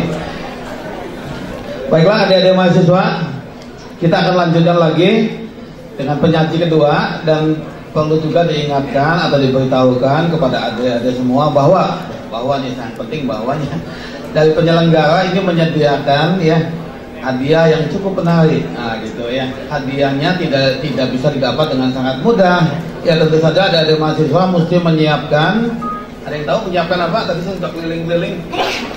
Menyiapkan pertanyaan ya. Pertanyaannya bukan yang asal tanya ya. Pertanyaannya nanti diseleksi, karena saya yakin sekali peminat untuk bertanyanya sangat banyak begitu ya. Pertanyaan akan diseleksi dan pertanyaan yang terbaik yang membuat penyaji di sini agak kesulitan lah, kurang lebih begitu ya.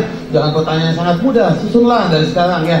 Kira-kira statement-statementnya atau kalimatnya atau powerpointnya Anda bisa simak dengan baik. Ya Anda rumuskan pertanyaan gitu. Ya disediakan 5 hadiah untuk penanya terbaik. Begitu ya. Bisa dipahami, bisa dimengerti ya. Baik. Berikutnya kita akan ya dengarkan juga penyajian kedua. Ya. Di sebelah saya sudah duduk, sudah hadir ya ibu kita yang cantik jelita ini ya. Ibu Mentari Winani UTSI FSS. Yang baik sedikit untuk informasi mengenai siapa ibu yang di sebelah saya ini dan di hadapan Anda ini ya. Ibu Mentari ini lahir di akhir Desember ya, bulan Desember, dan bergabung di PT Commonwealth Life sejak tahun 2000, sudah lama sekali. Dan ibu ini berposisi agency director serta mempunyai misi yang luar biasa bahwa melayani dengan jujur dan berusaha yang terbaik dalam memenuhi kebutuhan asuransi klien. Ibu ini mempunyai perjalanan karir dan penghargaan yang luar biasa. Ya, ciptaan Tuhan begitu luas, hampir seluruh negara di benua ini sudah dikunjunginya, dengan international trip ke Perth ya, lalu ke Bangkok, ke Spanyol tempatnya Barcelona, Real Madrid ya, ke Hong Kong tempatnya Jet Li sana, Perth, Switzerland, gedungnya sangat hebat ya, ke Kunming, China, Austria, Hungaria, South Korea, Shanghai, Guangzhou, Berlin, dan sebagainya luar biasa. Kita berikan aplaus buat Ibu Mentari. Ya, dan selanjutnya waktu dan tempat dipersilakan Ibu, mangga Ibu.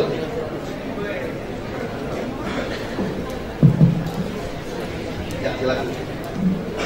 Selamat pagi. Ya di sini aja ya Pak. Ya, Bu. Adik-adik, saya panggil adik-adik aja ya. Adik-adik boleh panggil saya Kak Tari aja, biar nggak terasa tua gitu ya Pak ya. Sekali lagi coba kalau saya kasih salam selamat pagi, yang bersemangat ya adik-adik ya. Kalau saya bilang selamat pagi, paginya jawabnya 3 kali. Pagi, pagi, pagi gitu ya. Lalu kalau tadi Ukrida jawabnya apa? Tadi Kak Zul udah. Kok kayak TK ya Kak Zul? Ukrida bisa. Nah sekarang tambahin ya, Ukrida pasti bisa. Ingat, ayo biar semangat ya. Masih semangat nggak? Selamat pagi. Pagi, pagi, pagi. Ukrida apa kabar? Masih bisa.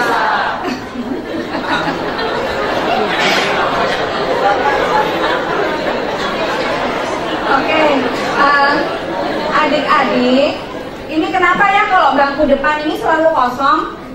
Pada takut ditanya? Kalau boleh yang belakang maju dong, kayaknya biar enak gitu loh, biar bersemangat. Ayo, yang depan maju ke depan aja, biar penuh ini. Panitia kalau dibantu. Biar itu kalau di belakang sana kalau tidur kita nggak lihat. Panitia kalau dibantu supaya maju ke depan. Maju ke depan nanti dapat hadiah. Sertifikatnya dikasih 2. Nah,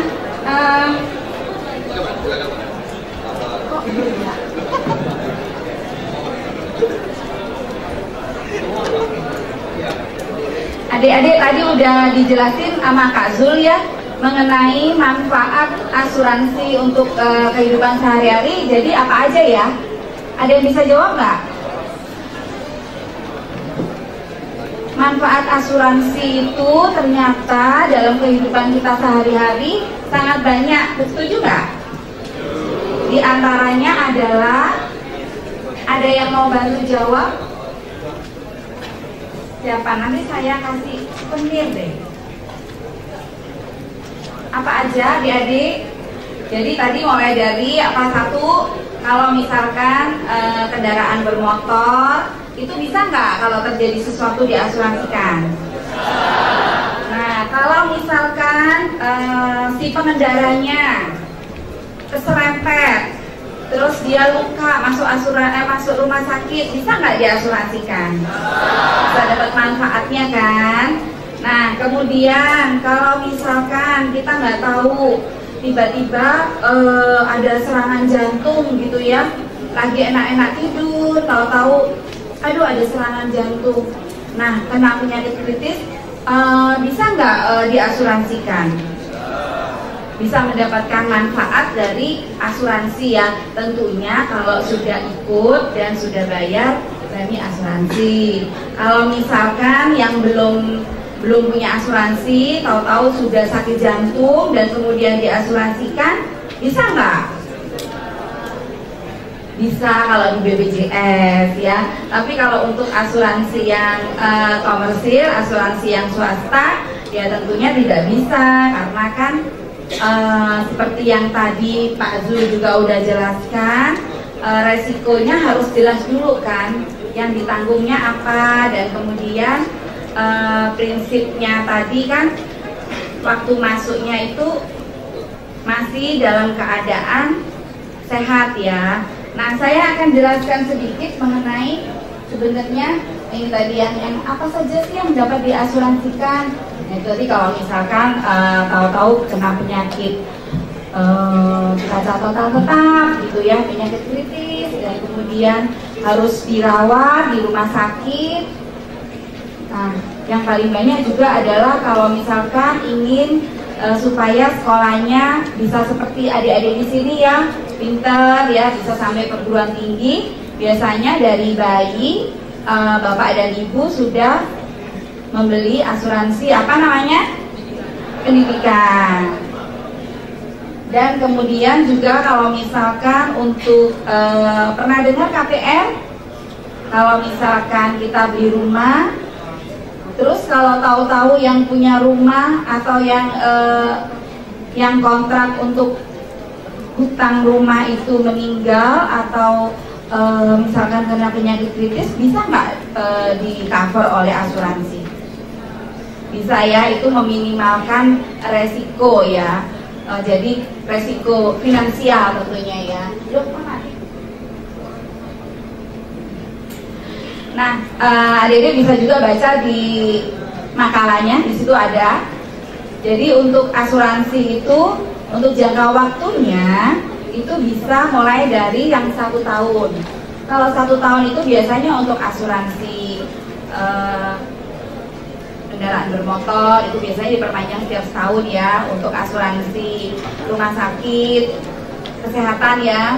Dan kalau untuk asuransi yang pendidikan, asuransi jiwa itu lebih dari 1 tahun ya pada umumnya. Dan itu ada yang sampai seumur hidup atau sampai usia 99 tahun.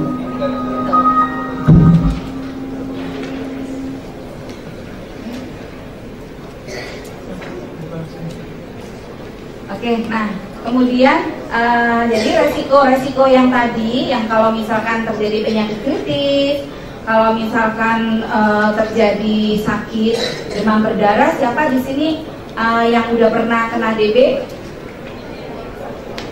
Ada? Nggak ada ya?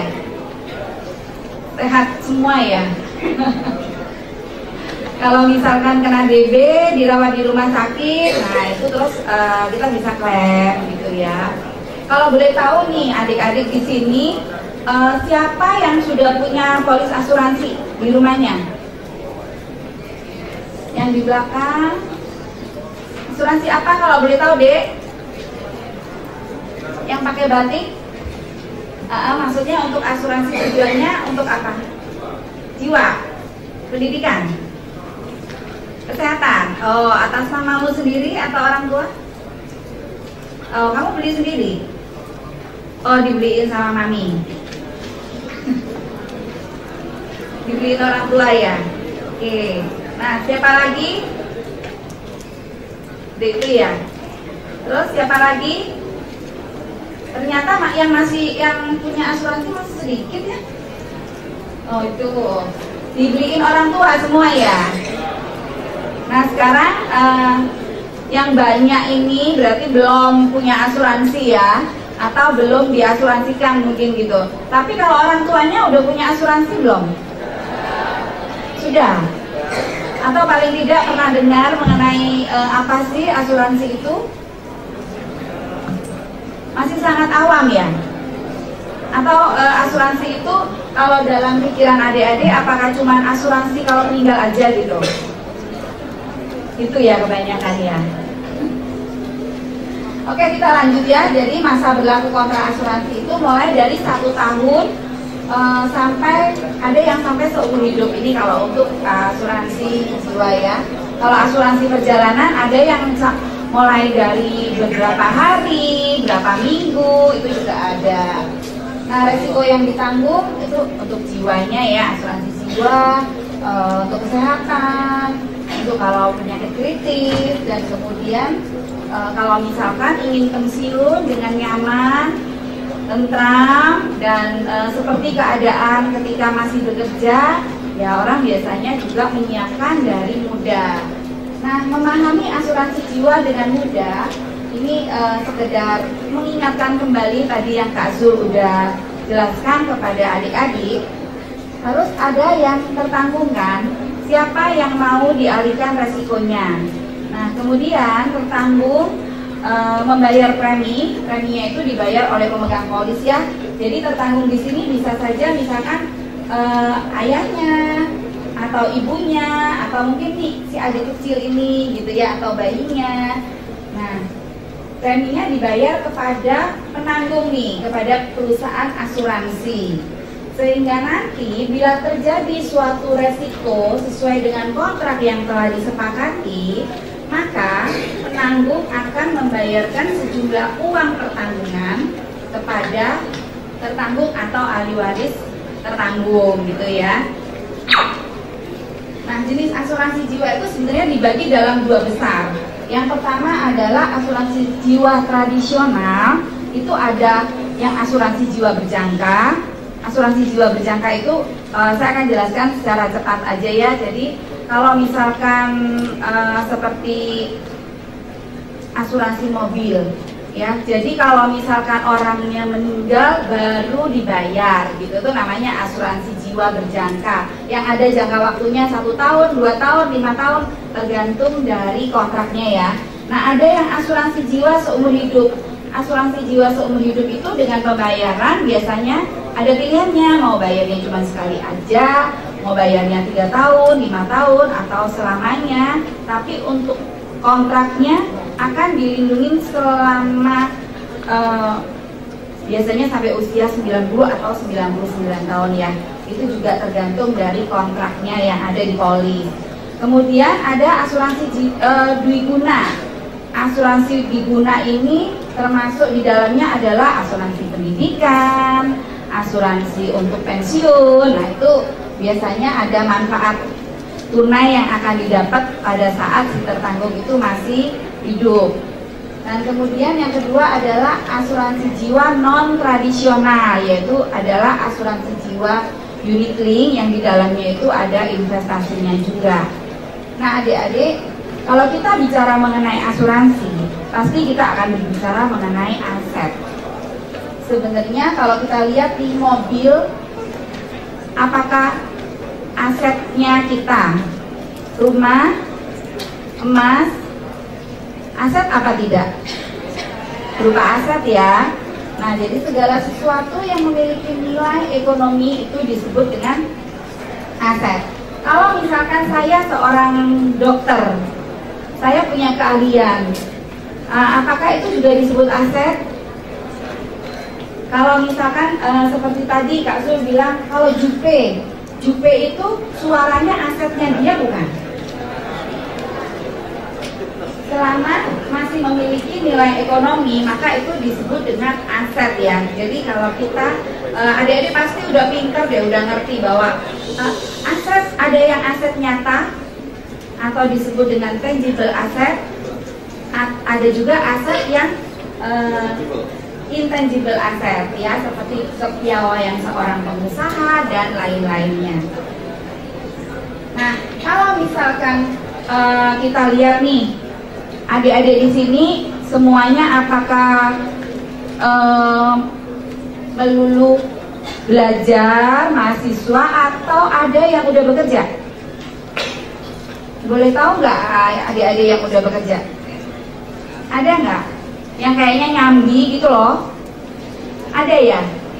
Sebagai apa deh? Freelance. Kalau boleh tahu? Kalau sudah bekerja, menghasilkan sesuatu ya? Menghasilkan uang. Kerjanya part time? Usaha ya? Online? Oh tuh, tepuk tangan dong buat. Jadi hebat ya, ada yang sudah punya usaha ya di sini. Jadi kalau seandainya orang udah punya usaha nih, adik siapa sih namanya? Ega, oke. Ega punya penghasilan dari bisnis ya, kalau boleh disebut ya. Ada juga misalkan orang yang pegawai kantoran juga kadang-kadang juga punya bisnis, segala sesuatunya, pendapatannya. Apakah Ega taruh aja gitu? Beli asuransi juga? Oh, hebat ya. Udah mengerti ya berarti ya. Jadi kalau seandainya kita punya pendapatan, atau berarti kalau ada di semua kan masih dibiayai orang tua ya. Ada uang sekolah atau uang semester yang harus dibayar nggak? Untuk melanjutkan sekolah tentu ada ya. Nah itu dari mana asalnya? Dari pendapatan ayah dan ibu kan, orang tua ya.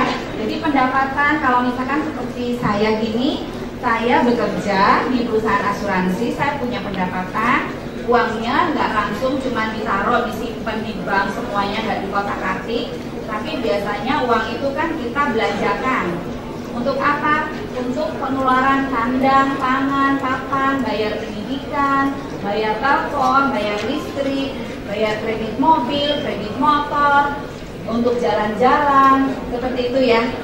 Nah, jadi semua kebutuhan ini adalah tanggung jawab siapa? Kalau di rumah yang mencari nafkah cuma papa aja, ya berarti tanggung jawabnya si papa kan. Kalau yang bekerjanya biasanya ada, sekarang kan banyak ya ibu seperti saya juga bekerja gitu ya. Nah jadi ini semua pengeluaran dan kebutuhan ini adalah tanggung jawab pencari nafkah ya.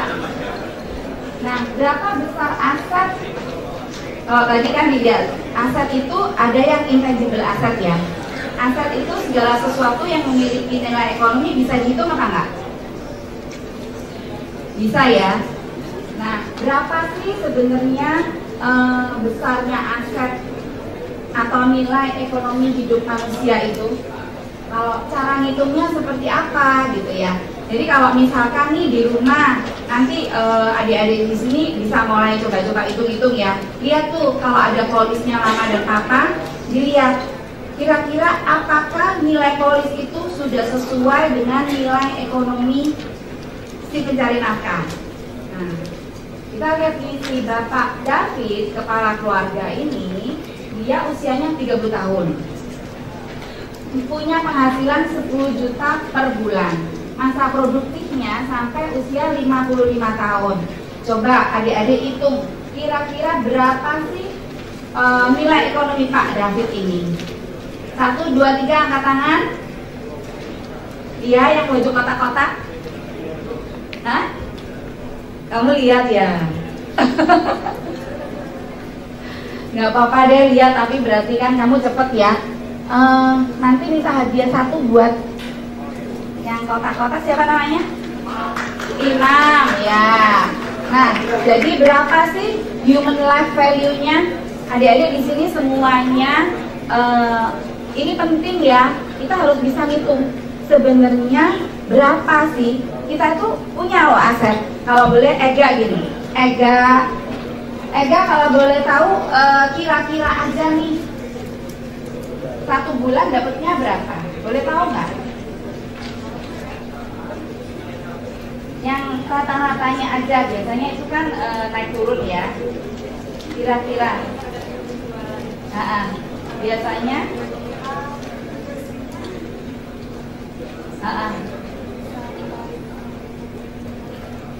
10 juta, 20 juta.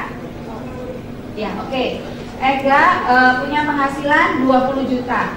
Jadi Ega ini nilainya bisa dihitungkan aset sebagai aset keluarga juga ya.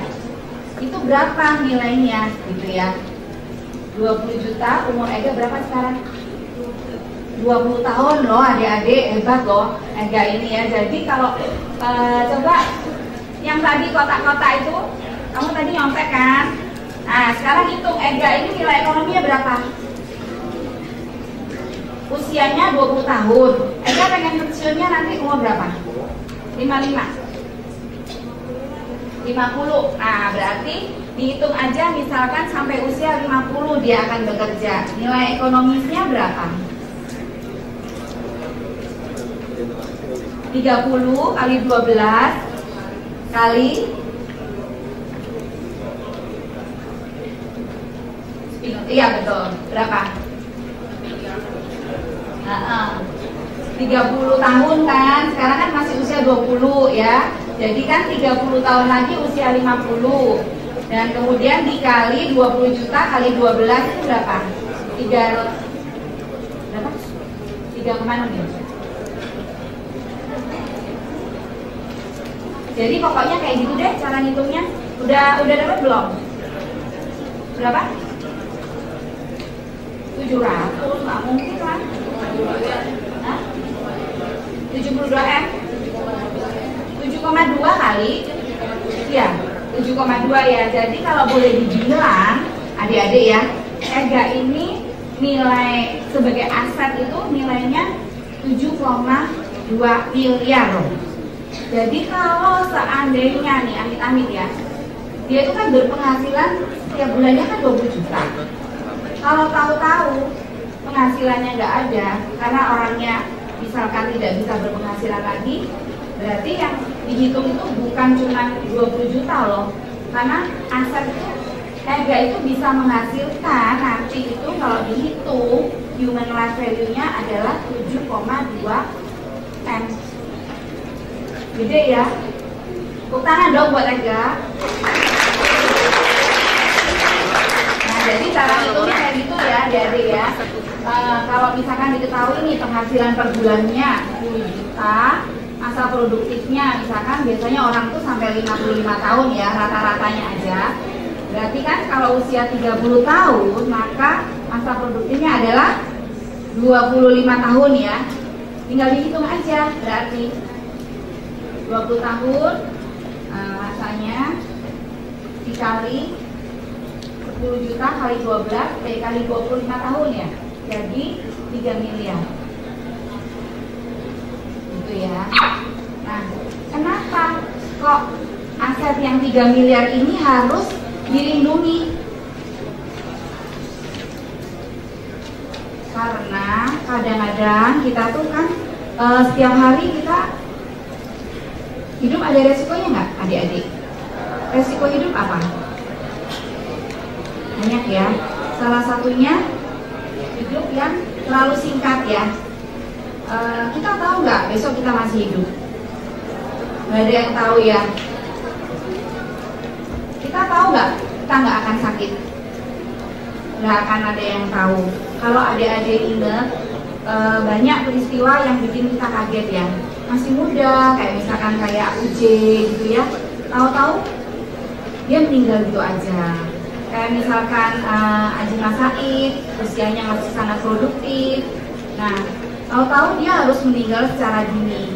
Dia ninggalin anak apa enggak? Anaknya masih kecil gitu ya. Nah itu kan yang harus memang dipikirkan. Jadi resiko itu memang ada ya. Resiko itu bisa hidup yang terlalu singkat, hidup yang terlalu lama itu resiko nggak? resiko ya, resiko finansialnya itu besar gitu loh. Adik-adik kalau hidup yang terlalu lama, orang kalau udah tua perlu obat-obatan nggak? Perlu vitamin? Bisa menghidupi diri sendiri? Udah nggak juga ya. Kalau sebagai contoh ini gambaran, jadi ini kan mengenai kehidupan kita sehari-hari gitu loh ya. Jadi adik-adik kalau boleh saya cerita, saya punya mertua usianya udah 83 tahun. Nah, karena sudah tidak bisa jalan lagi, berarti harus ada suster yang bantu kan, jaga setiap harinya. Nah itu gajinya lumayan. Kalau suster untuk manula sekarang hampir 3 juta 1 bulan. Nah itu kan kita harus hitung. Nah kemudian untuk vitaminnya supaya tetap sehat, supaya tetap seger dan mau makan, itu 1 bulannya hampir lebih dari 1 juta lebih. Karena kan harus diperiksa juga ke dokter, gitu ya. Jadi orang yang hidupnya terlalu lama itu juga merupakan satu resiko kehidupan. Nah kemudian adalah juga kalau sakit resiko nggak? Kita ngeluarin uang nggak? Rumah sakit sekarang tuh mahal. Kemarin ada temen yang cuma 5 hari karena harus giring 1, dia harus mengeluarkan uang 105 juta. Itu di RSPP gitu ya. Dan kalau misalkan orang yang misalkan maunya yang di VIP atau apa, atau di Singapura, ya pasti dia akan mengeluarkan uang yang lebih besar lagi.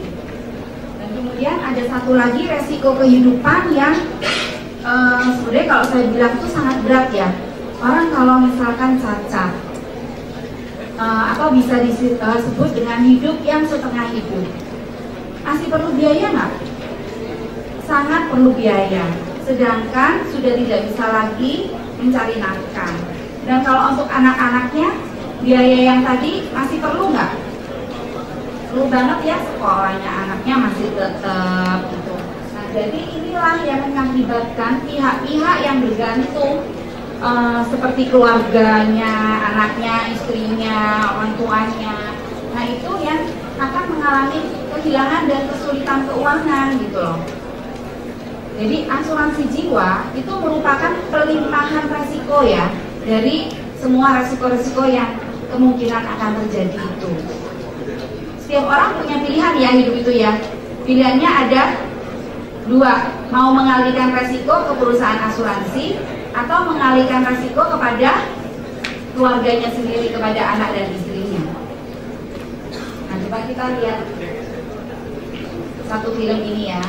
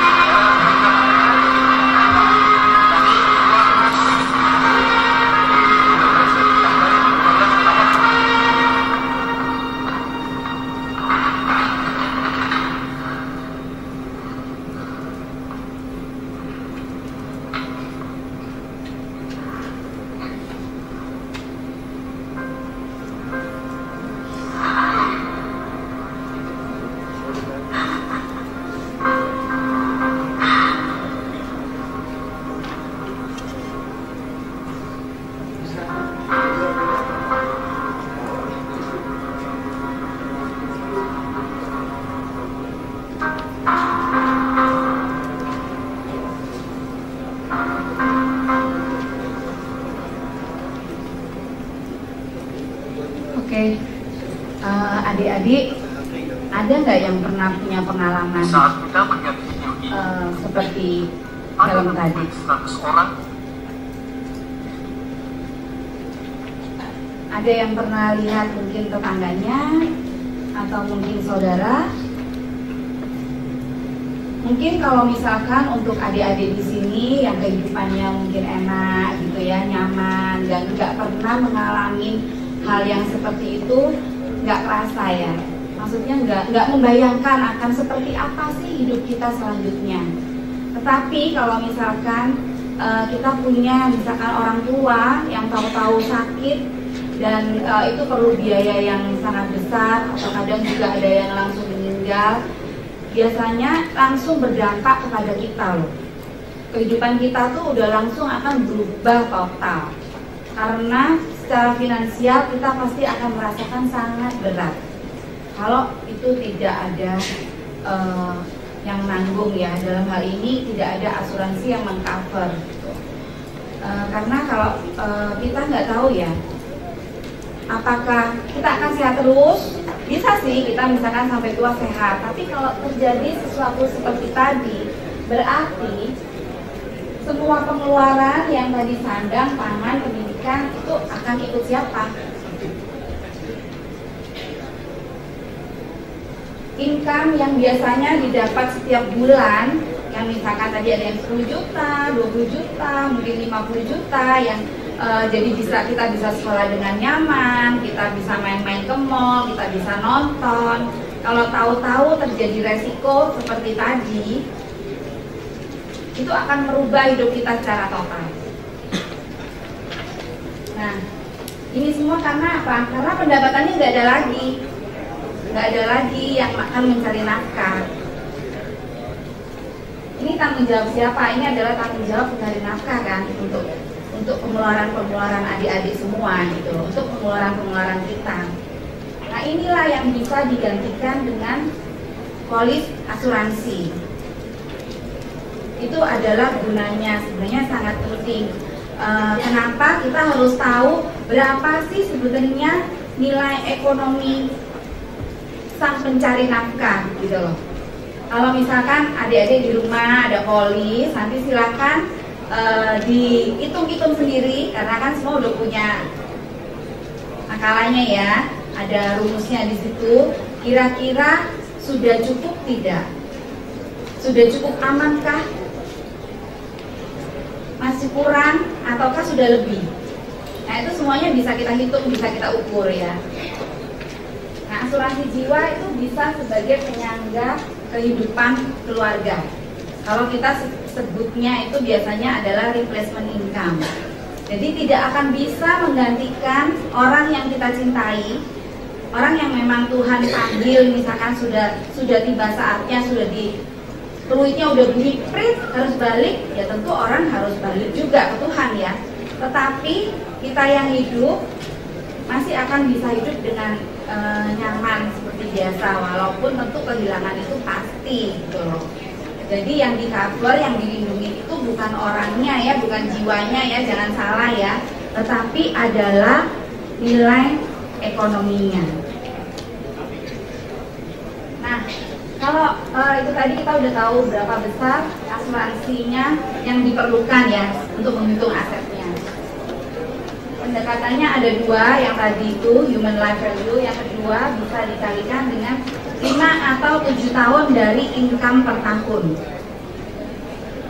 Nah, kalau kita bekerja, kita hidup, pasti kita punya tujuan kan? Kalau nanti adik-adik ini udah kerja, masa cuma kerja gitu aja? Enggak kan? Kan pasti pengen apa biasanya? Pengen jalan ya, ke Paris gitu kan? Ke mana? Pengen punya rumah yang bagus, pengen nanti kalau misalkan udah gak kerja lagi, pensiunnya pengen nyaman, jalan-jalan. Kemudian kalau punya anak bisa disekolahin ke sekolah yang bagus, punya mobil yang bagus, bisa jalan-jalan kemana-mana yang kita mau. Kalau secara garis besarnya adalah kita pengen hidup kita nanti akan lebih baik, setuju nggak? Nah, sekarang tergantung prioritasnya kan. Kalau misalkan adik-adik nanti sekarang ada yang punya adik atau nanti punya anak, biasanya orang tua prioritasnya apa? Dana pendidikan ya. Dana pendidikan itu orang pengen nyiapin gitu loh biasanya ya. Tapi tahu nggak berapa sih sebenarnya yang harus disiapkan? Kalau misalkan usianya misalkan masih 3 tahun nih, adik kita atau anak kita ya, biaya sekolah sekarang berapa sih?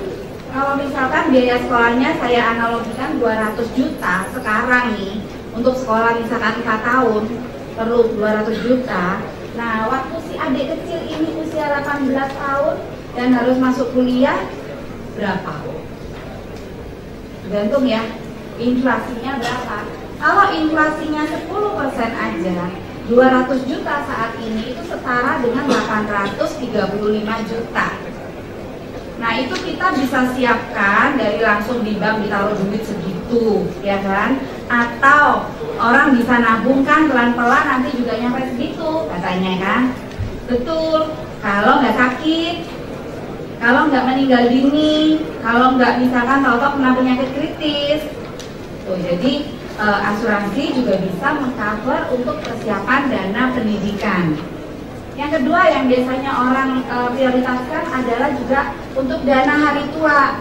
Inginnya kalau kita sekarang hidupnya nyaman gitu ya, udah tenang. Kalau tua nanti pengen susah nggak? Ya enggak lah ya, pengennya ya nyaman-nyaman juga gitu loh. Kalau bisa ya lebih nyaman lagi. Nah kalau hidup kita pengennya sama aja lah seperti sekarang ini. Kalau sekarang kita punya biaya hidup 10 juta per bulan, ketika usia misalkan 30 tahun, nah saat pensiun nanti kita perlunya itu 174 juta loh sebulan, dengan inflasinya misalkan yang 10% aja gitu. Nah itu yang perlu dipikirin.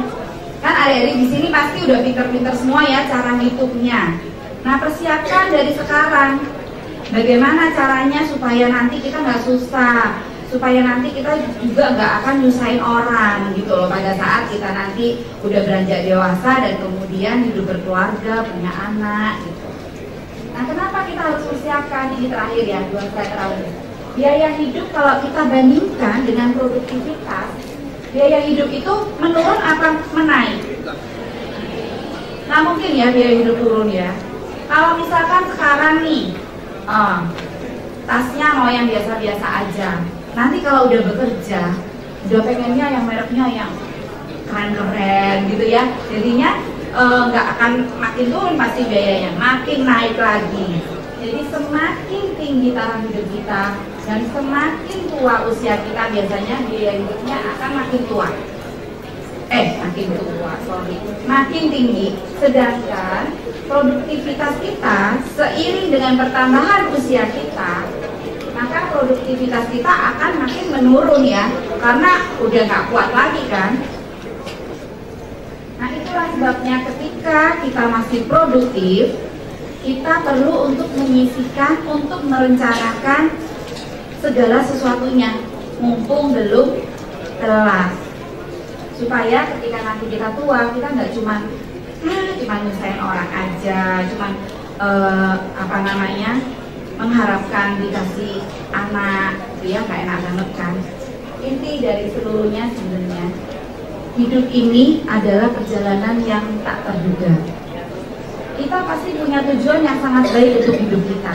Kita bekerja hari demi hari supaya satu hari nanti kita punya harta, mungkin pokoknya kita hidupnya makmur, sehat, sejahtera. Itu semua adalah keinginan kita semua, betul nggak? Tapi kita nggak tahu resiko apa yang terjadi di tengah perjalanan hidup kita. Apakah akan terjadi atau tidak? Kalau terjadi gimana? Apakah kita sudah siap atau tidak? Itu aja adik-adik. Terima kasih. Selamat pagi.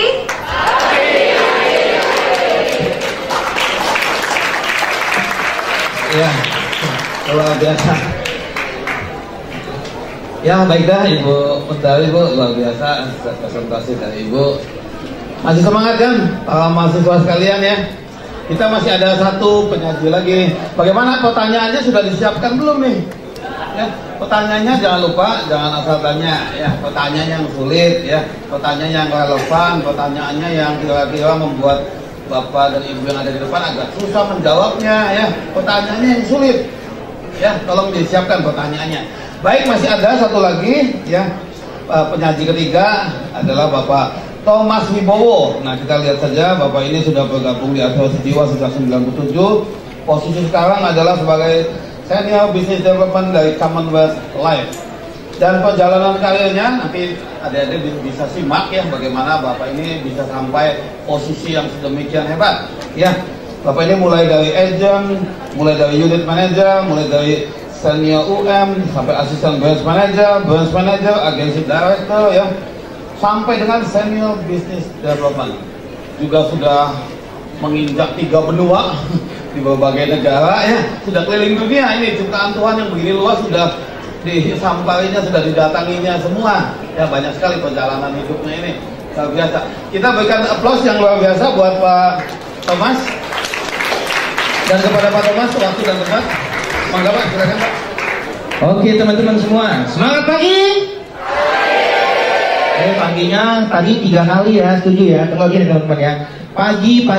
Nanti kalau saya katakan Ukrida, Anda boleh dong cibi-cibi ya, kasih senyum yang terbaik buat saya, bilang gini.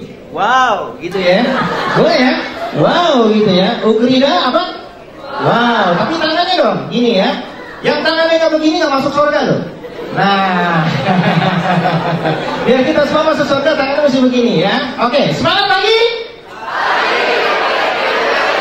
Ukrida. Oke, terima kasih. Tepuk tangan dulu dong buat Anda semua ya. Oke, teman-teman, sebelum saya lanjutkan materi saya, ya, boleh tangannya ditunjuk dulu semuanya ke atas. Boleh. Ini kayaknya mukanya udah pada, aduh, ya, kampung tengah udah pada lapar nih ya. Oke, tangannya ke atas dulu, tangan ke atas, semua tangan ke atas. Semuanya tangan ke atas. Jangan takut. Anda pakai deodoran kan tadi pagi ya? Ya, nggak ada yang panjang-panjang juga ya. Oke, tangan di atas. Lalu pukul yang di sebelahnya. Kamu masih oke ya? Pukul di sebelahnya. Ayo. Nah, kamu masih oke ya? Oke. Nah, jangan keras-keras pukulnya ya. Oke, ya. Teman-teman, saat ini materi saya akan membawakan tentang peluang karir di industri asuransi ya. Boleh saya tahu ada yang pernah mencoba untuk menjadi agen asuransi? Ada? Ya begitu ya. Oke, ya, kita akan lihat materi pertama ya, konteksnya adalah peluang usaha di asuransi, demografi penduduk Indonesia, pertumbuhan asuransi dan potensinya, peluang karir, resiko pekerjaan dan kompetensi SDM asuransi. Nah, nanti saya tidak akan kupas seluruhnya pada siang hari atau pagi hari ini ya teman-teman ya. Jadi tadi sudah di Pak Jul ya untuk asuransi umum dan juga asuransi jiwa oleh Bu Mentari. Nanti saya akan kasih tips-tipsnya saja. Ya, saya akan kasih tips, bukan TV berwarna ya, tips ya.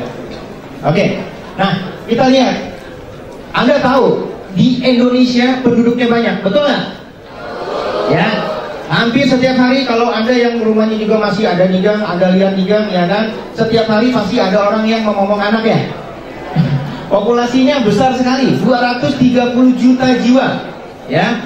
Lalu kita adalah anggota G20, ekonomi size-nya yang ukuran 15, negara kunci ASEAN, total populasinya di atas 600 juta ya teman-teman ya. Lalu negara demokratis terbesar ketiga sekarang ini loh. Dulu kita katanya nggak demokratis, sekarang demokratis, tapi jangan kebobolan ya. Kayak sumber daya alam ya. Pusplus, pernah tahu namanya Pusplus? Mungkin bapak-bapak ibu-ibu ya. Ya, Pusplus pernah dengar nggak? Pernah ada yang tahu nggak? BNI Pusplus ya. Kolam susu ya kan, bukan lautan, hanya kolam susu. Jadi apa yang ditanam aja pasti subur ya. Nah, pertumbuhan ekonominya rata-rata dari 2012 sampai 2016 6,6% ya, tertinggi di tingkat ASEAN. Nah, kita akan lihat lagi nih teman-teman ya, usaha perasuransian ini cuma hanya sebagai teman-teman lihat aja ya, kira-kira jumlahnya berapa gitu. Perusahaan asuransi jiwa itu ada 45 asuransi jiwa Ya, mungkin teman-teman tahu ya. Pernah ada tahu apa aja sih asuransi jiwa? Pernah dengar namanya? Commonwealth Life. Lalu apa lagi? Prudent, Pepsodent, bukan ya? Prudential Life. Lalu Manulife. Lalu Sequis Life. Nah, ini yang mau masuk nanti, ya, yang mau masuk yang bikin heboh, Westlife. Westlife bukan ya, bukan asuransi jiwa ya. Itu boybandnya saya dulu ya. Perusahaan asuransi umum ada 85, banyak ya. Nah, salah satunya yang punya Pak Jul ya, Pak Jul ya. Ya. Perusahaan reasuransi. Nah, reasuransi ini adalah asuransi harus ada reasnya, karena nggak semua ditanggung. Nah, jadi harus ada yang mendukung lagi reasnya. Itu ada 4 ya. Lalu usaha penunjang usaha asuransi, Anda boleh buka usaha seperti ini ya. Yang pertama perusahaan pialang broker asuransi ada 138, banyak ya. Perusahaan pialang broker reasuransi, jadi membedakan tadi asuransi dengan reasuransi ya. Ini ada 27. Lalu ada loss adjuster 27, perusahaan konsultan aktuaria 29, perusahaan agen asuransi ada 21 ya. Jadi teman-teman, ini penyelenggara program asuransi sosial ada 2, asuransi PNS dan TNI Polri ada 3. Ini menurut sumber Perasuransian Indonesia 2011 Bapak ya. Ini jadi teman-teman biar tahu, di buku juga ada ya. Nanti ada sebagian di buku yang juga tidak ada di sini. Jadi nanti Anda boleh lihat di materi yang ada di saya ya. Oke. Data peserta asuransi. Kita lihat di sini data penetrasi asuransi di Indonesia 2008, 2009, 2010, 2011. Teman-teman tidak sebanding ya. Dari 237 juta jiwa Indonesia ya, yang punya asuransi 2011 saja masih kecil dibandingkan penetrasi yang ada penduduk Indonesia ya. Sebagian masih belum, atau sebagian besar masih belum punya. Nah, ini dia nih peluang pekerjaan dalam industri asuransi. Teman-teman mau tahu? Mau tahu? Setelah pesan-pesan berikut ini. Demikian seminar kali ini. Saya Seki Chandra Kurniawan melaporkan dari Ukrida TV.